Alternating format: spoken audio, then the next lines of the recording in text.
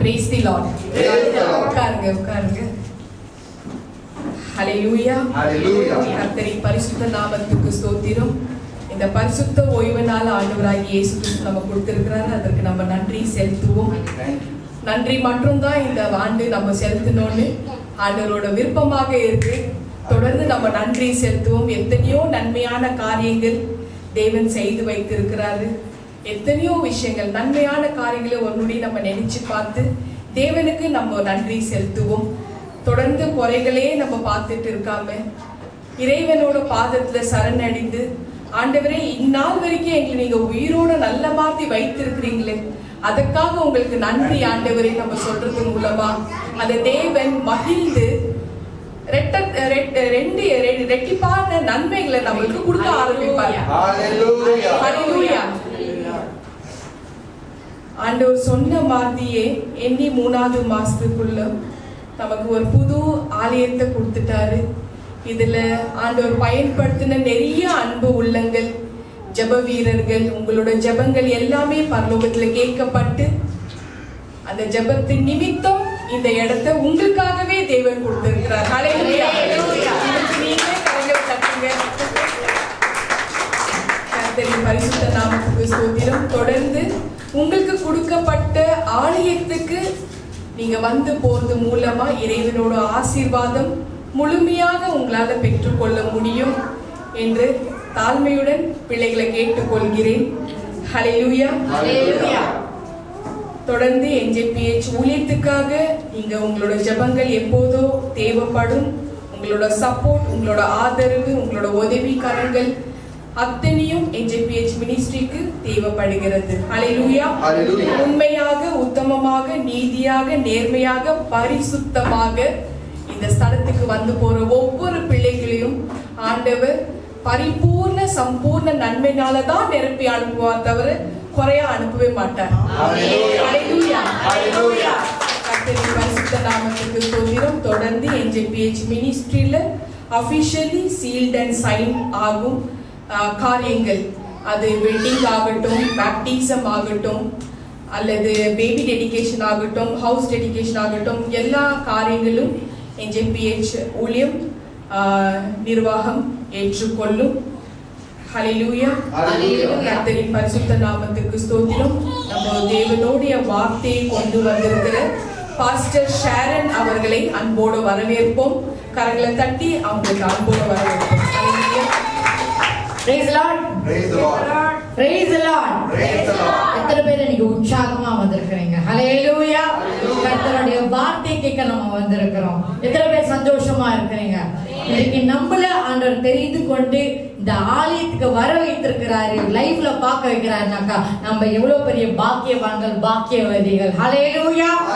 சிறிது நேரம் எல்லாரும் எழுந்து நின்று நம்ம ஒரு ஓப்பனிங், ஒரு ஜெபத்தோட ஆரம்பிக்கலாம். நல்ல தகப்பனே, உமக்கு நாங்கள் நன்றி செலுத்தி ஜெபிக்கிறோம் அப்பா. சர்வ வல்லவரே, உண்மையுள்ளவரே, பரிசுத்தரே, உமக்கு ஸ்தோத்திரம் ஆண்டவரே. அப்பா, துதியின் மத்தியில நீர் வாசம் பண்ணினதுக்கு நன்றி செலுத்துகிறோம் அப்பா. அப்பா, நீர் என்றும் ஆண்டவரே உண்மை உள்ளவராய் இருக்கிறீர். ஒருவரும் சேரக்கூடாத ஒளியில நீர் வாசம் செய்கிறவராய் இருக்கிறீர் ஆண்டவரே. ஆம் ராஜா, மை ஸ்தோத்திரிக்கிறோம், மகிமைப்படுத்துகிறோம். இந்த நாள்ல ஆண்டவரே ராஜா அப்பா, யுத்தம் கர்த்தருடையது என்ற தலைப்புல பேச வைக்கிறதுக்கு கர்த்தர் எனக்கு கொடுத்த வாய்ப்புக்காக நாங்க நன்றி செலுத்துகிறேன். அடியனை மறைத்து நீங்க வெளிப்படுங்க ஆண்டவரே. நீங்க ஒவ்வொரு பிள்ளைகளோட நீங்க பேசுங்க அப்பா. ஆசீர்வதிங்க ஆண்டவரே. இயேசுவின் நாமத்துல நாங்கள் ஜெபிக்கிறோம் ஜீவனுள்ள நல்ல பிதாவே, ஆமென். ஹல்லேலூயா. ஹல்லேலூயா. இன்னைக்கு நான் எடுத்திருக்கிற தலைப்பு யுத்தம் கர்த்தருடையது. ஆமென். ஹல்லேலூயா. இந்த டாபிக் வந்துட்டு ரொம்ப ஒரு வல்லமையானது. நான் அப்படிதான் விசுவாசிக்கிறேன். ஏன்னா ஒவ்வொருத்தரவங்களும் நம்ம வந்திருக்கிறோம், நம்ம அநேக ஒரு இஷ்யூ நிறைய வந்துட்டு போராட்டத்தோட நம்ம வந்திருப்போம். யாருக்கே சொல்ல முடியாத ஒரு போராட்டம், யாரும் புரிந்து கொள்ள முடியாத ஒரு போராட்டம், யாருனாலும் தீர்க்க வைக்க முடியாத ஒரு போராட்டம். ஆனா இந்த போராட்டம் எப்படிப்பட்டது, யாரு வந்துட்டு அந்த யுத்தத்தை செஞ்சா நம்ம வெற்றி சிறக்க முடியும்ன்றது வந்து நம்ம பார்க்கலாம். ஹல்லேலூயா, ஹல்லேலூயா. இன்னைக்கு எத்தனை பேர் நம்மளோட யுத்தத்தை, நம்மளோட போராட்டத்தை, நம்ம செஞ்சுக்கிட்டு இருக்குது. ஆனா பலன் இல்லை. அந்த பலன் இல்லாத நேரத்துல ஏசப்பா கிட்ட நம்ம கொடுக்கும் போது அவரு நம்மளுக்காக யுத்தத்தை செய்வார். ஹல்லேலூயா, ஹல்லேலூயா. எத்தனை பேர் வாஞ்சியா இருக்கிறீங்க இன்னைக்கு? ஹல்லேலூயா. The battle belongs to the Lord. அது அவருடைய யுத்தம். ஹல்லேலூயா. இன்னைக்கு ஆதார வசனமாக 2 நாளாகமும் 20வது அதிகாரம் 15வது வசனம். 2 Chronicles chapter 20 verse 15.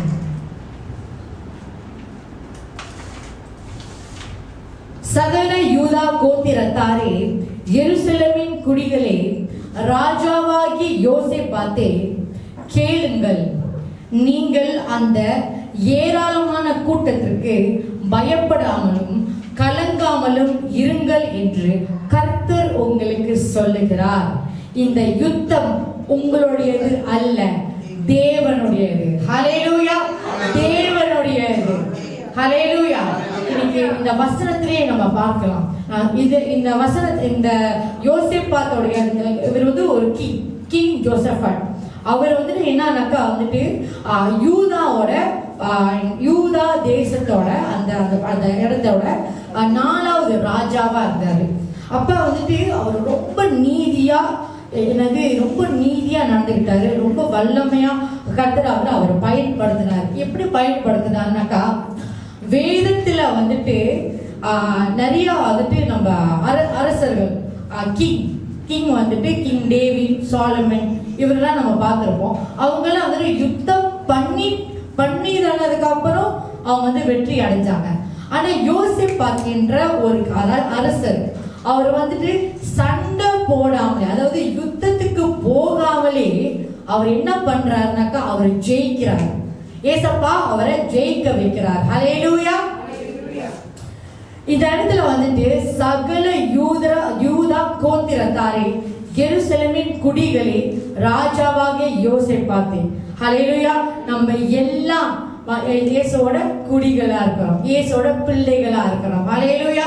அப்ப கேளுங்கள், நீங்கள் அந்த ஏராளமான கூட்டத்திற்கு, அப்ப ஏராளமான கூட்டத்திற்கு பதிலாக வந்துட்டு இப்ப இதுல வந்துட்டு போர் செய்யறதுக்கு அந்த யோசேப்பாத்தோட அந்த கிங் இருக்கிறார்ல, கிங் ஜோசபாத் வந்துட்டு அவருக்கு விரோதமாய், அவர் ஜனங்களுக்கு விரோதமாய் வந்துட்டு ஒரு கூட்டம், 2-3 கூட்டம் வருது.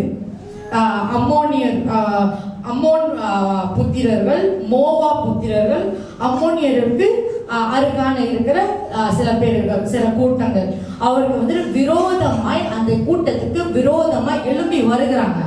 அப்ப அந்த கிங் வந்துட்டு, இப்ப ஒரு கிங்னாக்கா, ஒரு அரசர்னாக்கா அவருக்குன்னு வந்துட்டு ஏராளமான வந்துட்டு நிறைய சோல்ஜர்ஸ் இருப்பாங்க. அவருக்கு ஞானம் வந்திருக்கும், அவர் வந்துட்டு பயங்கரமான ஒரு ட்ரைனிங்ல இருந்திருப்பாரு. அதுக்கப்புறம் தான் கிங்கா ஆயிருந்திருப்பாரு. ஆனா இவர் வந்துட்டு என்ன பண்ணாருனாக்கா, இந்த ஒரு செய்தி வருது. என்னன்னு வருதுனாக்கா, உங்களுக்கு விரோதமா, உங்க ஜனத்துக்கு விரோதமாய் இந்த கூட்டம் வந்துட்டு எதிர்க்க வராங்க, அட்டாக் பண்ண வராங்க அப்படின்னு சொல்லும் போது அவர் மொத்த விஷயம் என்ன செஞ்சாருனாக்கா, ஜனத்துக்கு, அவருடைய ஜனங்களுக்கு என்ன கட்டளையிட்டாருனாக்கா, உபவாசம் எடுங்க, ஜெபம் பண்ணுங்கன்னு சொல்லி எல்லாருக்கும் கட்டளையிட்டாரு. அவரும் அதை செஞ்சாரு. 2வது விஷயம் என்ன பண்ணாருனாக்கா, அவருக்கு இருக்கிற ஞானத்தை வந்துட்டு அவர் டிபெண்ட் பண்ணி இருந்தாருனாக்கா முறியடிக்க வாய்ப்பு இருந்திருக்குது. ஆனா வந்துட்டு அந்த வல்லமை வந்துட்டு பிதாவுடைய வல்லமை வந்துட்டு தெரிஞ்சிருந்திருக்காரு. சரியா, அவரோட மகிமை வந்துட்டு தெரிஞ்சிருக்காரு. ஆனா இந்த இடத்துல இருந்து காட் என்ன பண்றாருனாக்கா, ஒரு தீர்க்கதரிசிய அந்த நேரம் பார்த்து அவர் சொல்றாரு, அவர் வந்து அனாயிண்ட் பண்றாரு. சரியா, இப்ப வந்துட்டு 2 Chronicles 20வது அதிகாரம் 6-11 வரைக்கும் வந்துட்டு ஒரே ஒரு கட்டம் மட்டும் நான் படிக்கிறேன். இது வந்துட்டு யோசேப்பாத் என்கிற அந்த அரசன் வந்துட்டு அவர் ஜெபிக்கிறார். எப்படி ஜெபிக்கிறார்னாக்கா, எங்கள் பிதாக்களின் தேவனாகிய கர்த்தாவே, பரலோகத்தில் இருக்கிற நீர் அல்லவோ தேவன், தேவரீர் ஜாதிகளுடைய ராஜ்யங்களை எல்லாம் ஆளுகிறவர். உம்முடைய கரத்திலே வல்லமையும் பராக்கிரமும் இருக்கிறது. ஒருவனும் உம்மோடு எதிர்க்க நிற்க கூடாது. அப்ப அந்த அளவுக்கு வந்துட்டு அவரு தேவ பயம் உள்ள ஒரு ராஜாவா இருந்தார். அந்த நாள்ல ரொம்ப நீதியா வந்துட்டு அவரோட ஜனங்களை நடத்தி கொண்டு வந்தார். ஹல்லேலூயா. அப்ப அந்த 12வது வசனத்துல நம்ம பார்த்தோம்னா, நான் படிக்கிறேன். எங்கள் தேவன், யோசேப்பார் அவரோட ஜனங்களோட சேர்ந்து ஜெபம் பண்றாரு. எப்படி ஜெபம் பண்றாருன்னா, எங்கள் தேவனே, அவர்களை நீர் நியாயம் தீர்க்க மாட்டீரோ? எங்களுக்கு விரோதமாக வந்த இந்த ஏராளமான கூட்டத்திற்கு முன்பாக நிற்க எங்களுக்கு பலன் இல்லை. நாங்கள் செய்ய வேண்டியது இன்னதென்று எங்களுக்கு தெரியவில்லை. ஆகையால் எங்கள் கண்கள் உம்மையே நோக்கி கொண்டு இருக்கிறது என்றான். ஹல்லேலூயா. நம்ம இன்னைக்கு ஒவ்வொரு போராட்டம், நம்ம கையை மீறின ஒரு சில போராட்டங்கள் இருக்குது. ஹல்லேலூயா. அந்த கை மீறின போராட்டங்களை வந்துட்டு ஏசப்பா என்ன பண்றாருனாக்கா, நம்ம கிட்ட நம்மளோட அந்த போராட்டத்தை வந்து அவர்கிட்ட கொடுக்க வந்து சொல்றாரு. ஹல்லேலூயா. அதே சமயத்துல நம்ம அமைதியா இருக்கிறதுக்கு இல்ல, நம்ம நீதியான காரியத்தை பேசணும். எப்படிப்பட்ட ஆளுக்கு வந்துட்டு அவருடைய யுத்தம் செய்வார்னாக்கா, நீதியா நடக்கிறவங்களுக்கு மட்டும்தான் அவரு யுத்தத்தை செய்வார். ஹல்லேலூயா. இல்லைனாக்கா எல்லா விதமான அட்டூழியத்தையும் பண்ணிட்டு கர்த்தர் எனக்காக யுத்தத்தை செய்வார், அப்படிலாம் ஒண்ணும் நடக்காது. ஹல்லேலூயா. நிச்சயமாக நீதியாக சத்தியத்தை சத்தியமா அறிவித்து நீதிய அதாவது கடைபிடிக்கிற ஒவ்வொரு பிள்ளைகளுக்கு கர்த்தர் யுத்தத்தை செய்வார். ஹல்லேலூயா. ஹல்லேலூயா. இந்த இடத்துல வந்துட்டு இங்க அவர் வந்துட்டு அவ்வளோ ஒரு பயம், அவருக்குள்ள பயம் வந்துருச்சு. அவர் வந்துட்டு ரொம்ப பயப்பட ஆரம்பிச்சாரு. இப்படிப்பட்ட கூட்டம் எனக்கு எதிராக வருது, எனக்கு என்ன பண்றதுன்னு தெரியல. இப்ப அந்த 12வது வசனத்துல நம்ம பார்த்தோம்னாக்கா, எங்கள் தேவனே, அவர்களை நீ நியாயம் தீர்க்க மாட்டீரோ? எங்களுக்கு விரோதமா இந்த ஏராளமான கூட்டம், இந்த ஏராளமான கூட்டத்துக்கு ரிப்ளேஸ் பண்ணி நம்மளோட பிரச்சனைகள், நம்மளோட போராட்டங்களை நம்ம ரிப்ளேஸ் பண்ணி பார்க்கலாம். ஹல்லேலூயா. நம்ம வந்துட்டு இந்த எனக்கு வந்துட்டு ஒரு பிரச்சனை இல்லை, எனக்கு ஊரு போட்டு அவ்வளோ 10-15 தலை சுத்தி எனக்கு வந்துட்டு பிரச்சனைகள் இருக்குது. இதை வந்துட்டு சந்திக்க, இதை மேற்கொள்றதுக்கு எனக்கு பலன் இல்லை, எனக்கு அந்த ஸ்ட்ரென்த் இல்லை, என்னால முடியலப்பா அப்படின்னு ஒரு கட்டம் நம்ம சொல்லுவோம் பாருங்க. அந்த கண்ணீரோட பலன் இல்லாம நம்ம சொல்லும் போது கர்த்தர் என்ன பண்றாருன்னா நம்மளுக்காக யுத்தத்தை செய்வார். ஹல்லேலூயா. முடியலப்பா, என்னால முடியல அப்படின்னு நம்ம வந்துட்டு அவர்கிட்ட சரண் அடையும் போது, அவர்கிட்ட சரண்டர் பண்ணும் போது, சில நேரத்துல வந்துட்டு நம்ம வந்துட்டு சரண்டர் பண்ணிட்டேன்ட்டு ஆனா வந்துட்டு சரண்டர் பண்ணாம நம்மளோட நோக்கம் வந்துட்டு, ஒரு சிலரோட நோக்கம் வந்துட்டு வேறையா இருக்கும். ஆனா நான் சரண்டர் பண்ணிட்டேன், என் லைஃப் நான் ஒப்பு கொடுத்துட்டேன். ஆனா வந்துட்டு அவங்க பண்றது, அவங்களோட நடவடிக்கை, அவங்களோட சிந்தனைகள் எதுவுமே அதுக்கு சார்ந்ததா இருக்காது. ஹல்லேலூயா. நிறைய பேர் நம்ம பார்த்திருக்கலாம். ஹல்லேலூயா. அப்ப வந்துட்டு இந்த நேரத்துல வந்துட்டு அவர் சொல்றாரு, நாங்க என்ன செய்ய வேண்டியது எங்களுக்கு தெரியவே இல்லை, நாங்க ஜெபம் பண்றோம், உபவாசம் பண்றோம்ப்பா, இதை தவிர எங்களுக்கு வேற எதுவும் தெரியல. ஹல்லேலூயா. வேற என்ன தெரியும்? ஆனாலும் ஆகையால் எங்களுடைய கண்கள் உங்களை நோக்கி கொண்டிருக்கிறது. நீங்க இயேசுவை நம்பி வந்த ஒவ்வொரு பிள்ளைகளுக்கு கர்த்தர் யுத்தத்தை செய்வார். ஹல்லேலூயா. ஹல்லேலூயா. இது உங்களுக்கு ரிசீவ் பண்ணுங்க, இது உங்களுக்கு நீங்க ஏற்றுக்கொள்ளுங்க. நிச்சயமா கர்த்தர் உங்களுக்காக யுத்தத்தை செய்வார். ஹல்லேலூயா. எப்படிப்பட்ட போராட்டமாக, நிந்தைகள், அவமானங்கள், சஞ்சலங்கள், ஒவ்வொரு போராட்டங்கள் நம்மளுக்கு விரோதமாய் நம்மளை வந்து நிறைய விஷயத்துல வந்து பிளாக்மெயில் பண்ணலாம், நிறைய விஷயத்துல வந்துட்டு நம்ம விரோதமா எழும்பலாம். அப்ப அந்த மாதிரி நடக்கும் போது வந்துட்டு என்ன பண்ணுறதுனாக்கா, நம்மளுக்கு அப்படியே வந்துட்டு மைண்ட் வந்துட்டு ஒரு நிலையா இருக்காது, ஒரு சிந்தனையா இருக்காது. அது அப்படியே வந்துட்டு அதே மண்டையை ஓடிக்கிட்டே இருக்கும். வேற படிக்க முடியாது, வேதத்தை படிக்க முடியாது, ஜெபிக்க முடியாது.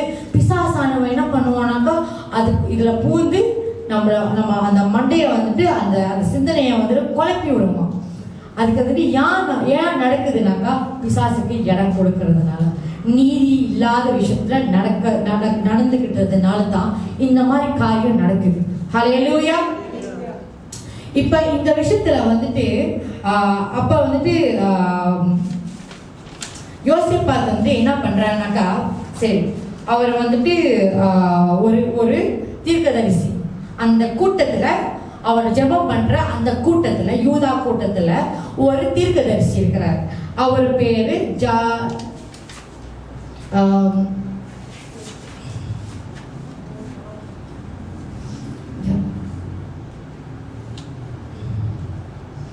ஒரு தீர்க்கதரிசி இருக்கிறாரு. அந்த தீர்க்கதரிசியை கொண்டு வந்துட்டு அவர் அந்த நேரம் பார்த்து வந்துட்டு காட் என்ன பண்றாரு, அபிஷேகம் பண்றாரு. கர்த்தருடைய ஆவியானவர் அவர் மேல் இறங்குது. இறங்கும் போது என்ன ஆகுதுனாக்கா வந்துட்டு அவர் வந்துட்டு அந்த தீர்க்கதரிசி வந்துட்டு ஒரு வார்த்தையை சொல்றாரு. என்ன சொல்றாருனாக்கா, இந்த இடத்துல வந்துட்டு நீங்க வந்துட்டு பயப்படாதீங்க, யுத்தம் கர்த்தருடையது. அதுதான் வந்துட்டு 2 Chronicles 2 நாளாகமும் 20வது அதிகாரம் 15வது வசனத்துல, சகல யூதா கோத்திரத்தாரே, எருசலேமின் குடிகளே, ராஜாவாகிய யோசேப்பாத்து கேளுங்கள், நீங்கள் அந்த ஏராளமான கூட்டத்திற்கு பயப்படாமலும் அந்த பிரச்சனையை கண்டு பயப்படாமலும் கலங்காமலும் இருங்கள் என்று கர்த்தர் உங்களுக்கு சொல்லுகிறார். இந்த யுத்தம் உங்களுடையது அல்ல, கர்த்தருடையது, தேவனுடையது. ஹல்லேலூயா.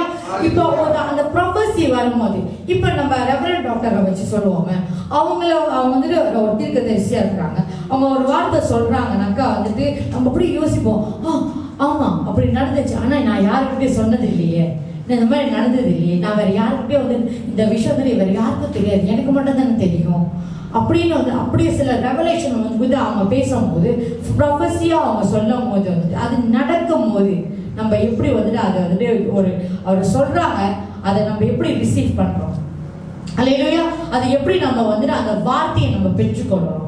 அந்த வார்த்தையை பெற்றுக்கொள்ளும் போது எப்படி ஆகுதுனாக்கா வந்துட்டு இந்த யோசேப்பாத்து என்ன பண்ணாருனாக்கா, அந்த தீர்க்கதரிசி அந்த வார்த்தையை கேட்டதுக்கு அப்புறம் என்ன பண்ணாருனாக்கா, ஒரே ஜாய், அவ்வளோ சந்தோஷம். உடனே அந்த ஜனங்கள்கிட்ட வந்து என்ன சொல்றாருனாக்கா, நம்ம எல்லாம் வந்துட்டு காடை வந்துட்டு பிரேஸ் பண்ணும், அவரை துதிக்க ஆரம்பிப்போம் அப்படின்ட்டு. இப்ப ஒரு பிரச்சனை, ஒரு போராட்டம் நம்மளுக்கு விரோதமாய் வருதுனாக்கா, நம்மளுடைய மாம்சத்துல நம்ம செய்யற ஒரு விஷயம் என்னன்னாக்கா, சோர்ந்து போயிடும். ஹல்லேலூயா. ஆனா இந்த இடத்துல வந்துட்டு யோசேப்பாத்து என்ன செய்யறாருனாக்கா, அந்த சஞ்சலமான அந்த ஆடைய, ஒடுங்கின ஆடைய, ஏசாயா 61:3வது வசனத்துல நம்ம பார்த்தோம்னாக்கா, ஒடுங்கின ஆவிக்கு பதிலாக துதியின் உடையையும் கொடுக்கவும். ஹல்லேலூயா. அப்ப அவங்க என்ன பண்றாங்கனாக்கா அந்த டைம்ல வந்துட்டு அந்த சிச்சுவேஷனை பார்க்காம, ஆனா தேவனுடைய தீர்க்கதரிசி சொன்ன அந்த வார்த்தையை வந்து அப்படியே பெற்றுக்கொண்டு அவங்க வந்துட்டு ஏசப்பாவை துதிக்க ஆரம்பிச்சாங்க. ஹல்லேலூயா. இன்னைக்கு ஏசப்பா வந்துட்டு என்ன சொல்றாருனாக்கா, யுத்தத்தை செய்யறதுக்கு நான் ரெடி, ஆனா என்ன துதிக்க நீங்க ரெடியா? சிச்சுவேஷனை பார்க்காம என்ன துதிங்க அப்படின்றாரு. ஹல்லேலூயா. யோசிப்பாத்து என்ன செஞ்சாரோ அதுதான் நம்மள வந்துட்டு நம்ம கிட்ட இருந்து ஏசப்பா எதிர்பார்க்கிறாரு. அவரை துதிக்கணும், முழு இருதயத்தோட அவரை ஆராதிக்கணும். ஹல்லேலூயா. நம்ம வந்தோமா, உட்கார்ந்தோமா, நம்ம போனோமான்னு இல்லாம அந்த வார்த்தையை கேட்டு அதன்படி நடந்து அவரோட அந்த நித்திய ஜீவனுக்குள்ளாக போகிறதுக்கு உண்டான அந்த வேலையை, அந்த நோக்கத்தை பார்க்கணும். தவிர இந்த உலகத்தனமான ஒரு கொஞ்ச நேரம், ஒரு டெம்பரரியான ஒரு சின்ன விஷயத்துக்காக நம்ம ஆசைப்பட்டு நம்ம இதுலயே வந்துட்டு அப்படியே நம்ம நழுவி போறது, பேக் ஸ்லைடிங் பண்றது, பின் வாங்கி போகணும்னு நினைக்கிற சில கூட்டங்கள் இருக்கிறாங்க. அப்ப அவங்க கிட்டலாம் வந்துட்டு நம்ம எவ்வளவு சொன்னாலும் வந்துட்டு ஒரு அளவு நம்ம சொல்ல முடியும், ஆனா ஒரு அளவு அதுக்கப்புறம் வந்துட்டு நம்ம ஒன்றும் பண்ண முடியாதுல்ல. சொல்ற வரைக்கும் தான். அவங்களே வந்துட்டு மனப்பூர்வமா நான் அக்கீனில விழ தயாரா இருக்கிறேன், ஐ எம் ஓகே வித் தட்னு சொல்லும் போது, அப்ப அந்த மாதிரி ஆளுங்களை அதை நம்ம பிடிச்சி வைக்கிறதுல பிரயோஜனமே. ஹல்லேலூயா. சரி, இந்த இடத்துல வந்துட்டு எதுக்கு அவங்களால எதனால வந்துட்டு அவங்க வந்துட்டு அந்த சூழ்நிலையில ஒரு போராட்டம் நம்மளுக்கு விரோதமாய் வருதுன்னு வந்துட்டு நம்மளுக்கு நல்லா தெரியும் போது அதை துதிக்க முடியாம இருக்குதுல்ல. ஆனா இந்த ஜனங்க எப்படி எதனால துதிச்சாங்கனாக்கா அவங்களோட நம்பிக்கை முழு விசுவாசத்தை கர்த்தர் மேல வச்சாங்க. ஹல்லேலூயா. நம்ம இன்னைக்கு வந்திருக்கிற ஒவ்வொரு பிள்ளைகளும் கர்த்தர் மேல் நம்பிக்கை வைத்து எரேமியா 17வது அதிகாரம் 7-8வது வசனத்துல இப்ப கர்த்தர் மேல நம்பிக்கை வைக்கிறவங்க எப்படிப்பட்டவங்களா இருப்பாங்கனாக்கா, கர்த்தர் மேல் நம்பிக்கை வைத்து கர்த்தரே தன் நம்பிக்கையாக கொண்டிருக்கிற மனுஷன் பாக்கியவான்னு நம்ம அடிக்கடி படிச்சிருக்கோம். அடிக்கடி வந்துட்டு அந்த வாசிச்சிருந்திருப்போம். ஆனா அதுக்கு அப்புறம் 7-8வது வசனத்துல நம்ம பார்த்தோம்னாக்கா, அவன் தண்ணீர் அண்டையிலே நாட்டப்பட்டதும்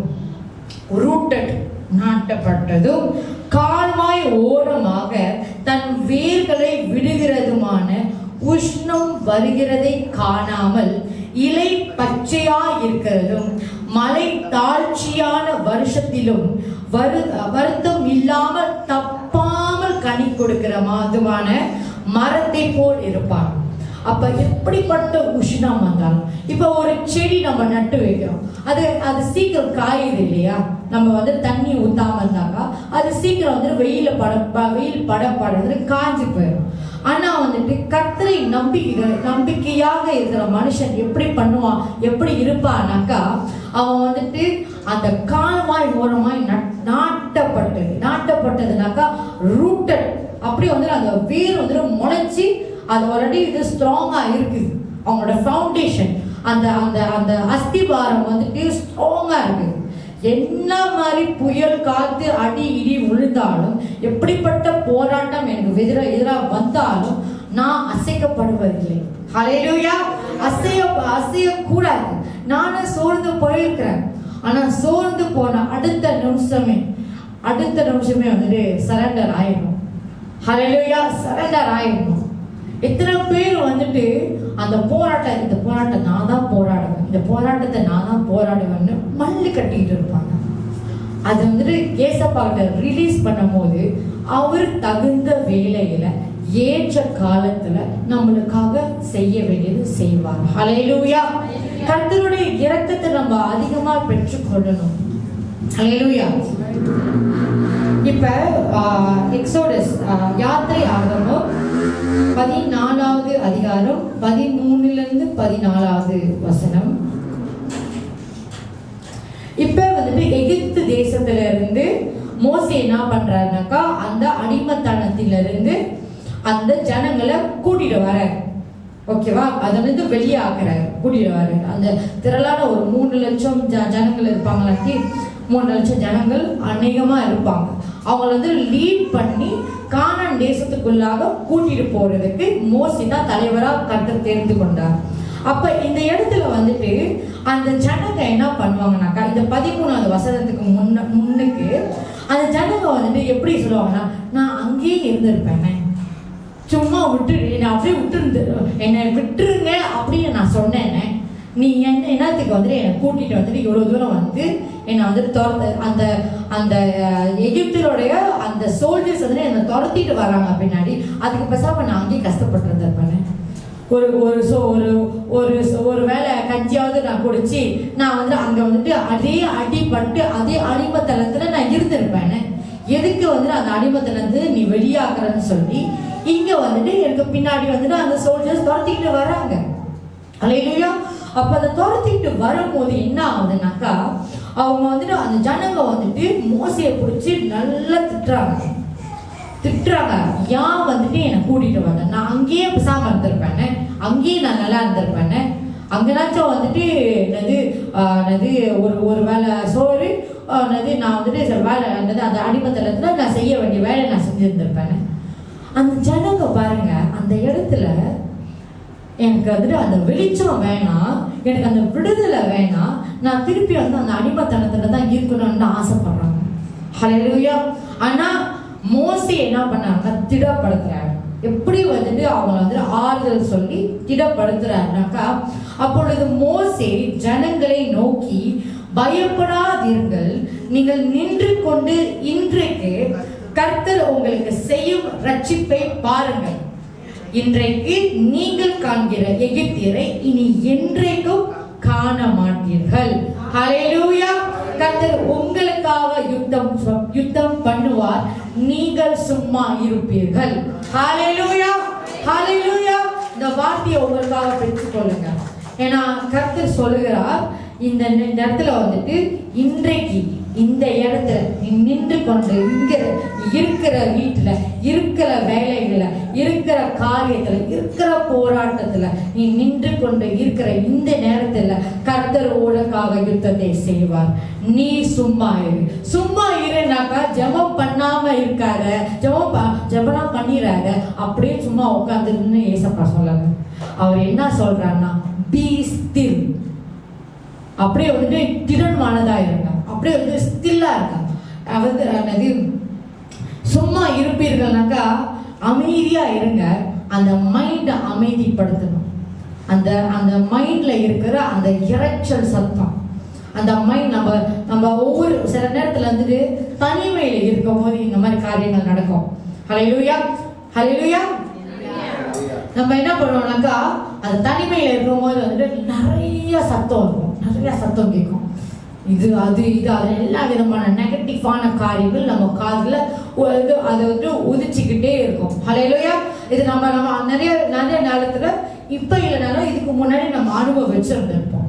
அப்ப இந்த இடத்துல வந்துட்டு அந்த சத்தத்தை வந்துட்டு அமைதிப்படுத்துறாரு. அமைதிப்படுத்த கர்த்தர் சொல்லுகிறார். ஹல்லேலூயா. நீங்க அமைதியா இருங்க, இது என்னுடைய யுத்தம், கர்த்தர் யுத்தத்தை செய்வார். ஹல்லேலூயா. இன்னைக்கு கர்த்தர் செய்ய போற ரட்சிப்பை நீங்க பாருங்க. இன்னைக்கு வந்துட்டு நம்ம ஒரு பிரச்சனையோட வந்திருக்கோம். ஒரு பிரச்சனை இல்லை, சில பேர் அநேக பிரச்சனை, தலை சுத்தி பிரச்சனை இருக்கும், இடுப்பு சுத்தி பிரச்சனை இருக்கும்னுவாங்க.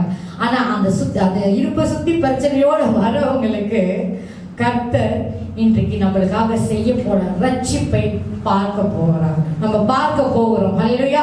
பார்க்க சொல்லுகிறார். ஏன்னா வந்துட்டு அவர் சொல்றாரு, இனி நீ பார்த்து கொண்டிருக்கிற இந்த எகிப்தியரை, இந்த அடிமைத்தனத்துல உன்னை வச்சிருக்கிற அந்த பிசாசானவன் இனி காணாதிருப்பாய். ஹல்லேலூயா, ஹல்லேலூயா. இன்னைக்கு நம்மளுடைய வாழ்க்கையில என்னென்ன போராட்டங்கள், எப்படிப்பட்ட பண பிரச்சனைகளா இருக்கலாம், வேலை ஒரு போராட்டமா இருக்கலாம். இன்னைக்கு வந்துட்டு எனக்கு வந்துட்டு அந்த வேலையே வந்துட்டு நிலையான வேலையா இல்லாம இருந்திருக்கலாம். இன்னைக்கு ஐயோ நாளைக்கு அந்த வேலை வந்துட்டு இருக்குமோ இருக்காதோ, வருமானம் இருக்கோ இருக்காதோ, என் குடும்பத்துல வந்து இப்படிப்பட்ட காரியங்கள் இருக்குது, நான் அடுத்தது என்ன பண்ண போறேன்றது தெரியாம இருக்கிற அநேக ஜனங்கள் நீங்க லைஃப்ல பார்த்து கொண்டு இருக்கலாம். ஆனா உங்ககிட்ட கர்த்தர் சொல்லுகிறார், கர்த்தர் இந்த நாள்ல உங்களுக்கு நீங்க பார்த்து கொண்டிருக்கிற அந்த எகிப்தியரை இனி காணாதிருப்பாய் என்று சொல்கிறார். விசுவாசிக்கிறங்க, நல்ல கரங்களை தட்டி அதை அப்படியே ரிசீவ் பண்ணுங்க. ஹல்லேலூயா. அது ஏசப்பா உங்களுக்கு சொல்ற ஒரு வார்த்தை. நீங்க நீதியா இருக்கணும். அவர் யுத்தம் செய்யணும்னா நீங்க நீதியா இருக்கணும். நம்ம எல்லாரும் நீதியா இருக்கணும். ஹல்லேலூயா. பரிசுத்தமா இருக்கணும். ஹல்லேலூயா. இப்ப சும்மா இருக்கிறதுல கர்த்தர் வந்துட்டு அந்த அந்த இறைச்சலை வந்துட்டு எப்படி அமைதலா இருக்கிறாங்கன்னாக்கா, மார்க் 4வது அதிகாரம் 39வது வசனத்துல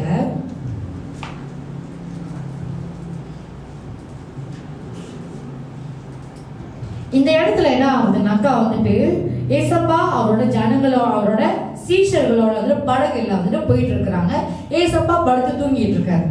அந்த இடத்துல வந்து அலைகள் அடிக்குது, அவங்களால வந்துட்டு கண்ட்ரோல் பண்ண முடியல. ஆனா ஏசப்பா அவங்க படுத்து தூங்கிட்டு இருக்காரு. ஏசப்பா கூட இருக்கிறான்ற ஒரு நம்பிக்கையே இல்லாம அந்த ஏசப்பா தான் கண்ணு முன்னாடி ஏசப்பா அற்புதம் பண்ணாரு. ஆனா அற்புதத்தை பார்த்தும் கூட வந்துட்டு நம்பிக்கை இல்லாம என்ன பண்றாங்கன்னாக்கா, நாங்க வந்து மடிந்து போகிற போதுகிறே எழுப்பி போடுறாங்க. அப்ப ஏசப்பா என்ன பண்றாரு, எழுந்து நின்று அந்த 39வது வசனத்துல அவர் எழுந்து காற்றை அதட்டி கடலை பார்த்து, இறையாதே, ஹல்லேலூயா, be silent, ஹல்லேலூயா, அமைதலா இரு என்றார்.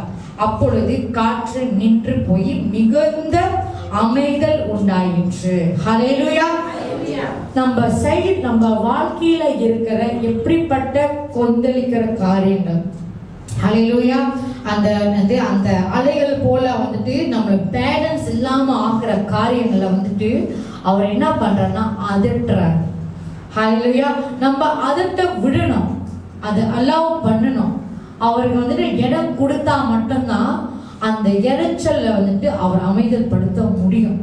இல்லைன்னாக்கா நம்மளால அந்த இறைச்சல் மைண்ட்ல ஓடிக்கிட்டே இருக்கும். ஹல்லேலூயா. டென்ஷன் வரும். ஹல்லேலூயா. இந்த நாள்ல வந்துட்டு அமைதலா இருன்றது வந்துட்டு நம்ம சிந்தனை, நம்ம வார்த்தையில, நம்ம ஒவ்வொரு நாளும் வந்துட்டு கர்த்தருடைய வார்த்தையில நிறைஞ்சு இருந்தோம், நிலை நிறுத்திருந்தோம்னாக்கா, ரிமைன் பண்ணியிருந்தோம்னாக்கா, அந்த வார்த்தையில விசுவாசமா இருந்தோம்னாக்கா, நம்ம என்ன பண்ணுவோம்னாக்கா அவரோட வார்த்தையில அந்த விசுவாசம் கொண்டு நம்மளுக்கு சமாதானம் இருக்கும். நம்ம அதை குறித்து நம்ம கவலைப்படவே மாட்டோம். ஹல்லேலூயா. இந்த விஷயத்துல வந்துட்டு நான் வந்துட்டு ஒரு விஷயத்த நான் இதுக்கப்புறம் நான் ஒரு சாட்சி சொல்றேன். அந்த சாட்சியில வந்துட்டு நான் எவ்வளோ வந்துட்டு டென்ஷனா இருந்தேன், எப்படி வந்துட்டு என் மைண்ட்ல வந்துட்டு அப்படி ஒரு மென்டல் டார்ச்சரா இருந்தது, கர்த்தர் எப்படி அமைதலுக்குள்ள கொண்டு வந்தாரு, சமாதானத்தை கொடுத்தாருன்றது நான் ஷேர் பண்றேன். ஹல்லேலூயா. இப்ப வந்துட்டு ஒரு மிகுந்த அந்த சங்கீதம் 26வது அதிகாரம் 3வது வசனத்துல இது வந்துட்டு பரிபூரண கர்த்தர் மேல் நம்பிக்கையாக வச்சிருக்கிறாங்கனாக்கா, அவங்களுக்கு கர்த்தர் என்ன பண்ணுவார்னாக்கா, அவரு வந்துட்டு பரிபூர்ணமான சமாதானத்தை தருவார். பர்ஃபெக்ட் பீஸ், கம்ப்ளீட்டான பீஸ் கொடுப்பாரு. ஆனா கர்த்தரை வந்து நம்பாதவங்க, கர்த்தருடைய வார்த்தையை உதாசீனப்படுத்துறவங்க, அதை வந்துட்டு இது காதல் இது வரைக்கும் வந்துட்டு இப்படியே வந்துட்டு ரிவர்ஸ் அடிக்கிற ரிஜெக்ட் பண்ற செவிகள், அந்த ரிஜெக்ட் பண்ற செவிகளுக்கு அது வந்துட்டு அப்ளை ஆகாது. ஹல்லேலூயா. அப்ப அந்த வார்த்தையை உள் வாங்கினா மட்டும்தான் அந்த சமாதானம் நம்மளுக்குள்ளாக வரும். ஹல்லேலூயா. ஹல்லேலூயா. சங்கீதம் 62 5 6 வரைக்கும்.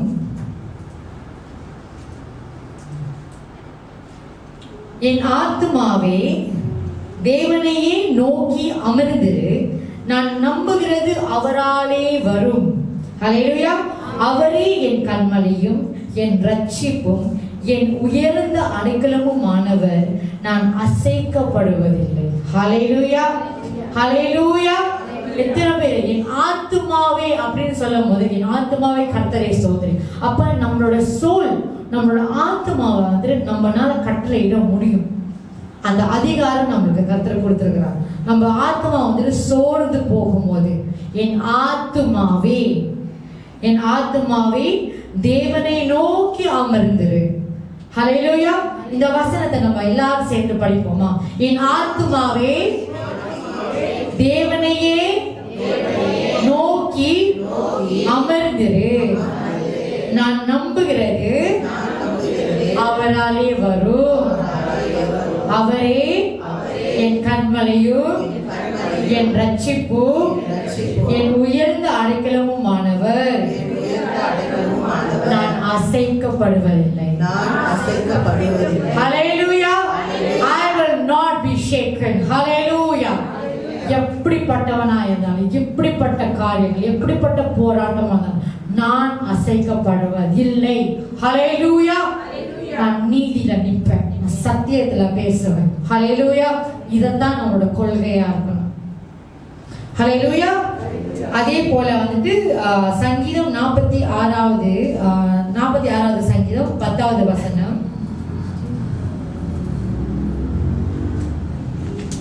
நீங்கள் அமர்ந்திருந்து நானே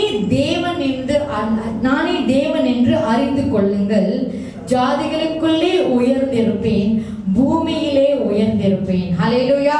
நீங்க அமர்ந்திருந்து, எதுக்கு அமர்ந்திருக்க சொல்றாங்கனாக்கா, அப்பதான் வந்துட்டு நம்ம வந்துட்டு கொஞ்சம் ரெஸ்ட்ல இருப்போம். அமர்ந்திருக்கும் போது ரெஸ்ட்ல இருப்போம். எந்த விஷயத்துல அமர்ந்திருக்க சொல்றாங்கனாக்கா, கர்த்தருடைய பாதத்துல அமர்ந்திருக்க சொல்றாங்க. ஹல்லேலூயா. வேற எந்த விஷயத்திலயோ, வேற எந்த காரியத்திலயோ, வேற எந்த ஒரு நோக்கத்திலயோ வந்துட்டு அமர்ந்திருக்க சொல்லல. ஆனா வந்து கர்த்தருடைய பாதத்துல அமர்ந்திருக்கும் போது நம்மளுடைய நம்பிக்கை வீண் போகாது. ஹல்லேலூயா. நானே தேவன் என்று அறிந்து கொள்ளுங்கள். நிறைய நேரத்துல போராட்டம் வரும்போது வந்து நம்ம என்ன பண்ணுவோம்னாக்கா வந்துட்டு காடே வந்துட்டு நம்மளோட கர்த்தரையே வந்து குறைச்சல் பண்றோம். என்னால முடியல, அதனால உங்களால முடிஞ்சிருக்காது அப்படின்னு தான் வந்துட்டு அவரை குறைச்சி இட குறைப்போம். ஆனா அவர் சர்வ வல்லவர், தேவாதி தேவன். He can do anything. நான் மாம்சமான யாவருக்கும் கர்த்தரா இருக்கிறேன். என்னால முடியாத காரியங்கள் ஒன்றுண்டோ? ஹல்லேலூயா. என்னால செய்ய முடியாத விஷயம் ஒன்றுண்டோ? கர்த்தரால செய்ய முடியும். என்னால முடியாது, ஆனா கர்த்தரால செய்ய முடியும். ஹல்லேலூயா. அப்படிப்பட்ட தேவனை தான் நம்ம ஆராதிக்கிறோம். அப்படிப்பட்ட தேவனை தான் இன்னைக்கு நம்ம ஒவ்வொருத்தரும் ஒரு ஒரு உருவம், ஒரு ஒரு முக ஃபீச்சர்ஸ்ல நம்ம இருக்கிறோம். உயரமா இருப்போம், கட்டையா இருப்போம், குண்டா இருப்போம், எலும்பா இருப்போம், கருப்பா இருப்போம், வெள்ளையா இருப்போம். இந்த மாதிரி டிஃப்ரெண்டா அந்த மாதிரி இருக்க வந்துட்டு இது எல்லாமே ஏசப்பா பிதா நம்மளை வந்து படைக்கும் போது ஒருத்தரா ஆசையா அவர் படைச்சார். ஹல்லேலூயா. அவர் ஆசையா அவர் படைக்கும் போது வந்துட்டு நம்ம மேல வச்சிருக்கிற திட்டமும் அப்படியா தான் இருக்கும், வித்தியாசமா இருக்கும். யாருக்கும் கொடுக்காத ஒரு கிருபையை நம்மளுக்கு கொடுத்து வச்சிருப்பாரு. யாருக்கும் கிடைக்காத ஒரு விஷயத்தை நம்மளுக்கு கொடுத்து வச்சிருப்பாரு. ஹல்லேலூயா. நம்ம வந்துட்டு ரட்சிக்கப்பட்ட நம்மளா இருக்கட்டும், ரட்சிக்கப்படாத நம்மளோட குடும்பத்தினர்ல சொந்தக்காரங்கள இருப்பாங்க. நம்மளோட வாழ்க்கையை வந்துட்டு நம்ம வந்துட்டு பார்த்தாலே அந்த டிஃபரன்ஸ் கம்பேர் பண்ணணும்னுக்காக இல்லை, அந்த டிஃபரன்ஸை பார்த்தாலே தெரியும் கர்த்தர் நம்மளை எவ்வளோ ஆசீர்வாதமா வச்சிருக்கிறாருன்ட்டு. ஹல்லேலூயா. இந்த வருஷம் நம்மளுக்கு கொடுத்திருக்கிற வாக்குத்தத்தம் என்ன? நம்ம கர்த்தரால ஆசீர்வதிக்கப்பட்டவர்கள். ஹல்லேலூயா. கர்த்தர் நம்மளை ஆசீர்வதிச்சிருக்கிறாருக்கா அவருக்கு உண்மையா இருக்கணும், அவருக்கு நன்றி சொல்லணும். நம்ம நிறைய விஷயத்துல வந்து நன்றி சொல்ல மறந்துக்கிறோம். இன்னைக்கு நம்ம உயிரோடு இருக்கிறது, நாங்கள் நிற்பதும் நிர்மூலமாகாதிருப்பதும் அவருடைய சுத்த கிருபை. ஹல்லேலூயா. இது நான் ஏன் சொல்றேன்னாக்கா எனக்கு ஒரு சாட்சி இருக்கு. கர்த்தர் எனக்கு எங்க வாழ்க்கையில எப்படிப்பட்ட ஒரு விஷயத்த அவர் செஞ்சிருக்கிறாங்கனாக்கா, நானும் மகன் ஐசக் வந்துட்டு இந்த விஷயத்த நாங்கள் இந்த போராட்டத்தை நாங்கள் கடந்து வந்தோம். 2024 வருஷத்துல ஒரு ஃபாதர்ஸ் டே டைம்ல தான் வந்துட்டு எனக்கு வந்துட்டு நான் ஐசக் அந்த மகனை வந்துட்டு நான் கற்பூரமா இருக்கிறேன். ஒரு 5 மாசம் இருக்கும், ஓகேவா? அப்போ வந்து எனக்கு இன்ஃப்ளூயன்ஸா வந்துச்சு. ஹோம் குவாரண்டைன் பண்ணியாச்சு. ஹோம் குவாரண்டைன் பண்ண ஆனால் வந்துட்டு ஹாஸ்பிட்டலுக்கு எதுவுமே அட்மிட் ஆகலை. ஆனால் வந்து ஹோம் குவாரண்டைன் பண்ணி முடிச்சதுக்கப்புறம் நான் வந்துட்டு திருப்பி வேலைக்கு போயிட்டேன். வேலைக்கு போயிட்டு மறுபடியும் எனக்கு காய்ச்சல், மறுபடியும் இருமல், சளி. அப்போ வந்துட்டு டாக்டர் வந்துட்டு ரொம்ப என்ன கன்சல்ட் பண்ணாங்கன்னாக்கா, நீங்கள் வந்துட்டு ப்ரெக்னென்ட்டாக இருக்க, ஸோ வந்துட்டு நீங்கள் வந்துட்டு ரொம்ப வந்துட்டு பார்த்துருக்கணும், இந்த மாதிரி வந்துட்டு பாதிப்புலாம் உனக்கு வர வாய்ப்பு இருக்குது அப்படின்னு வந்துட்டு நிறைய விஷயம் இருந்துச்சு. அப்போ எனக்கு வந்துட்டு 2வது தடவை நான் வந்துட்டு அட்மிட் ஆகும் போது என்ன நடக்குதுனாக்கா, அப்போ என்னுடைய கணவர் வந்துட்டு மிஷனரி ட்ரிப், ரெவரண்ட் டாக்டர் கூட வந்துட்டு மிஷனரி ட்ரிப்புக்கு போகிறதுக்கு முன்பாக இது எனக்கு வந்துட்டு செகண்ட் அட்மிஷன். நான் வந்து ஹாஸ்பிட்டலில் அட்மிட் ஆகிருக்கிறேன். அந்த டைமில் வந்துட்டு என்ன எதுனால அட்மிட் பண்ணாங்கன்னாக்கா, எனக்கு வாட்டர் பேக் வந்துட்டு உடஞ்சிருச்சு, லீக் ஆகுதுன்னு சொல்லி. வெறும் 5 மாதம் 21 வாரம் தான், சரியா? இப்போ அந்த இதில் வந்துட்டு எனக்கு தெரியும் அது வந்துட்டு வாட்டர் பேக் லீக் ஆனது இல்லைன்ட்டு, அது வேற விஷயம். ஆனால் நான் அந்த டாக்டர்கிட்ட சொல்லி புரிய வைக்கிறேன். அவங்க வந்துட்டு புரிஞ்சுக்காம வந்துட்டு இல்லை, நீ வந்துட்டு வாட்டர் பேக் தான் லீக் ஆகுது, இமீடியட்டாக ஹாஸ்பிட்டலுக்கு ஒன்று அனுப்பி எமர்ஜென்சி சீசன் நான் பண்ணணும். எப்படி கொஞ்சமாக பத்தாம வந்துட்டு இத்தனோட குழந்தைய நான் பெற்று எடுத்து அவன் வந்துட்டு என்ஐசியூவில் வந்துட்டு இன்குபேட்டரில் இருக்கிறான். நான் ஏசப்பாக்கிட்ட ஒரு கேள்வி நான் கேட்டேன். நான் வந்துட்டு அவரை டவுட் பண்ணுறதுக்காக நான் கேட்கல, ஆனால் இது அவர்கிட்ட நான் பண்ண ஒரு யுத்தம், ஒரு சின்ன ஒரு யுத்தம். ஏசப்பா, எனக்கு 2 பெண் குழந்தைங்க கொடுத்துருக்கீங்க, இந்த 3வது ஆண் குழந்தைக்காக நான் வந்து ஆசைப்பட்டு உங்கள்கிட்ட கேட்டேன். இவன் வந்துட்டு இந்த பாதியில இத்துண்டா முழுசா வந்துட்டு அந்த ஆர்கன் சரியா வளராம பாதியோட அவன் பிறந்து வர்றதுக்கு தான் வந்துட்டு எனக்கு இந்த பையனை கொடுத்தீங்களா அப்படின்னு தான் நான் கேட்டேன். ரெவரண்ட் டாக்டர்கிட்ட ஹஸ்பண்ட் வந்து என்ன பண்ணாங்கன்னாக்கா வாய்ஸ் நோட் அனுப்புனாங்க. கால் பண்ணி இந்த மாதிரி வந்துட்டு ஒரு வந்து என்னோட வந்து ஷேரனுக்கு வந்து இந்த மாதிரி சொல்லியிருக்கிறாங்க. ரெவரண்ட் டாக்டர் ஆவிக்குரிய ஸ்கேன் பண்ணி பர்ஃபெக்டாக இருக்கா, ஒரு கவலையும் இல்லை.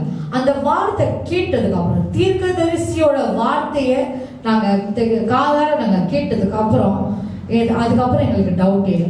ஸ்கேன் பண்ண புரியா, தாராளமாக ஸ்கேன் பண்ணிக்கோ. ஹாஸ்பிட்டலுக்கு கொண்டு போனாங்க, ஸ்கேன் பண்ணாங்க, எல்லா செக்கிங்கும் பண்ணாங்க, பர்ஃபெக்ட்லி ஃபைன். ஹல்லேலூயா. கர்த்தர் அப்படியே தான் எங்களுக்கு ஆசீர்வதிச்சு கொடுத்துருக்காங்க. அது முதல் காரியம். மூணாவது தடவை நான் மறுபடியும் அட்மிட் ஆனேன். ஆக்சுவலி என்னன்னாக்கா, மூணாவது தடவை வந்துட்டு நானா உடம்பு சரியாம அப்படின்னு இல்லை, எனக்கு வந்துட்டு ஒரு மெட்டர்னிட்டி லீவ் ஏர்லியாக வேணும்னுக்காக தான் வந்துட்டு நான் லெட்டர் கேட்க போனேன். ஆனால் வந்துட்டு என்னை பிடிச்சி ஹாஸ்பிட்டலில் தள்ளி விட்டாங்க. மூணாவது தடவை அட்மிட் பண்ண வச்சுட்டாங்க. இந்த தடவை வந்துட்டு ரொம்ப ரொம்ப வந்துட்டு ப்ராப்ளம், ஒரு கிரிட்டிக்கலான ஒரு சூழ்நிலை. எப்படி ஆச்சுனாக்கா, இதுக்கு ஏன் வந்துட்டு மறுபடியும் காய்ச்சல் வருது, மறுபடியும் சீக்கு வருது, ஏன் எதனால வந்துட்டு அது சால்வ் ஆக மாட்டேங்குது, என்னதான் பிரச்சனை அப்படின்ட்டு எல்லா விதமான டெஸ்ட்டுகளும் எனக்கு செஞ்சாங்க. ஃபார் எக்ஸாம்பிள் நான் சொன்னேன், டெங்கிக்கு hepatitis, HIV, Covid, TB, echo test, ஹார்ட்டுக்கு, செஸ்ட் எக்ஸ்ரே, இது எல்லாமே எனக்கு செஞ்சாங்க. எல்லா விச் எவர் பாசிபிள் டெஸ்ட் எனக்கு செய்யணுமோ எல்லாமே அவங்க செஞ்சாங்க. டெய்லி எனக்கு வந்து ரத்தத்தை உறிஞ்சாங்க. அதாவது ரத்தத்தை வந்து எனக்கு வந்து ரத்தம் எடுத்துக்கிட்டே டெஸ்ட்டுக்கு வந்து எடுத்துக்கிட்டே இருக்காங்க. அவ்வளோ பெரிய டியூப். டயர்டாயிடும் எனக்கு. அப்போ டயர்டாக வந்து என்ன ஆச்சுனாக்கா, இந்த டிபி டெஸ்ட்டுக்கு செய்யறதுக்கு அது வந்து பரவுற அந்த அந்த வியாதின்றதுனால என்னை வந்து தனியாக ஒரு ரூமில் போட்டு வச்சுருந்தாங்க. அப்போ என் ஹஸ்பண்டும் என்னை பார்க்க வர முடியாது, அம்மாவும் பார்க்க வர முடியாது. சாப்பாடுக்கு வந்தாங்கன்னாக்கா வார்டன்ஸ்கிட்ட கொடுத்து அனுப்ப சொல்லுவாங்க. இப்படி தான் வந்துட்டு ஒரு 13 நாளாக வந்து அந்த ஹாஸ்பிட்டலில் அந்த வார்டில் நான் இருந்தேன், ஒண்டியாக இருந்தேன். அப்போ கர்த்தர் என் கூட இருந்தார். ஹல்லேலூயா. அவரு என்னை பாதுகாத்தார். அது ஒரு பெரிய ஒரு அட் ஃபர்ஸ்ட் வந்துட்டு அது வந்து ஒரு கொஞ்சம் போரிங்காக இருந்துச்சு, ஒண்டியாக இருந்த மாதிரி. அப்போ வந்துட்டு அப்போதான் மிஷனரி ட்ரிப் முடிச்சுட்டு அவங்க வராங்க. அந்த ஸ்ரீலங்காவோட மிஷனரி ட்ரிப்போட வீடியோ ஒன்றா பார்த்துக்கிட்டு இருந்தேன். இதில் தான் வந்துட்டு ஒரு விஷயத்த கர்த்தர் என்னை பார்க்க வைக்கிறார். என்னன்னாக்கா, ரெவரண்ட் டாக்டர் ஒரு வீடியோவில், அதாவது ஸ்ரீலங்கா மிஷனரி ட்ரிப்பில் இருக்கிற ஒரு டைமில் அந்த ஒரு செஷன் அவங்க சொல்கிறாங்க, நான் வந்துட்டு ஒரு ஹெச்ஐவி பேஷண்ட்டுக்காக ஜெபிச்சு அவங்க சுகம் அடைஞ்சாங்க அப்படின்னு சொல்லி ஒரு சாட்சியாக அவங்க சொல்றாங்க, ஷேர் பண்றாங்க. அது என்ன பார்க்க வச்சாங்க. ஹல்லேலூயா. அத்தனை வீடியோ இருந்துச்சு. பார்த்துக்கிட்டே இருக்கும்போது இது வந்துட்டு என்ன ரொம்ப கேப்சர் பண்ணிச்சு. வாவ், சூப்பர், காட் அவ்வளோ வந்துட்டு வல்லமையாக பயன்படுத்துறாரு. ஆனால் எனக்கு தெரியாது அதுக்கப்புறம் எனக்கு வரப்போகிற போராட்டமும் அதுதான். ஹல்லேலூயா. நான் ஒரு நாள் வந்துட்டு அந்த டிவி டெஸ்ட்டுக்காக வந்துட்டு அந்த ரூமில், ஐசோலேட்டட் ரூமில் வந்துட்டு தனியாக இருக்க வந்து படுத்துருக்கிறேன். ஒரு டாக்டர் வந்து என்னை கூப்பிடுறாங்க.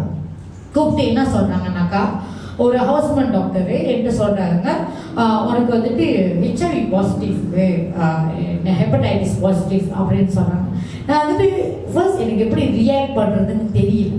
அப்போ நான் என்ன பண்ணேனாக்கா வந்துட்டு, சரி நீ போன்னு சொல்லிட்டு நான் வந்துட்டு கொஞ்ச நேரம் வந்துட்டு தனிமையில் இருந்தேன். அப்போ அந்த டைமில் வந்துட்டு உட்காந்து நான் யோசிக்கிறேன், இது எப்படி வந்துச்சு, இந்த மாதிரி சூழ்நிலை எப்படி வந்திருக்க வாய்ப்பு இருக்குது.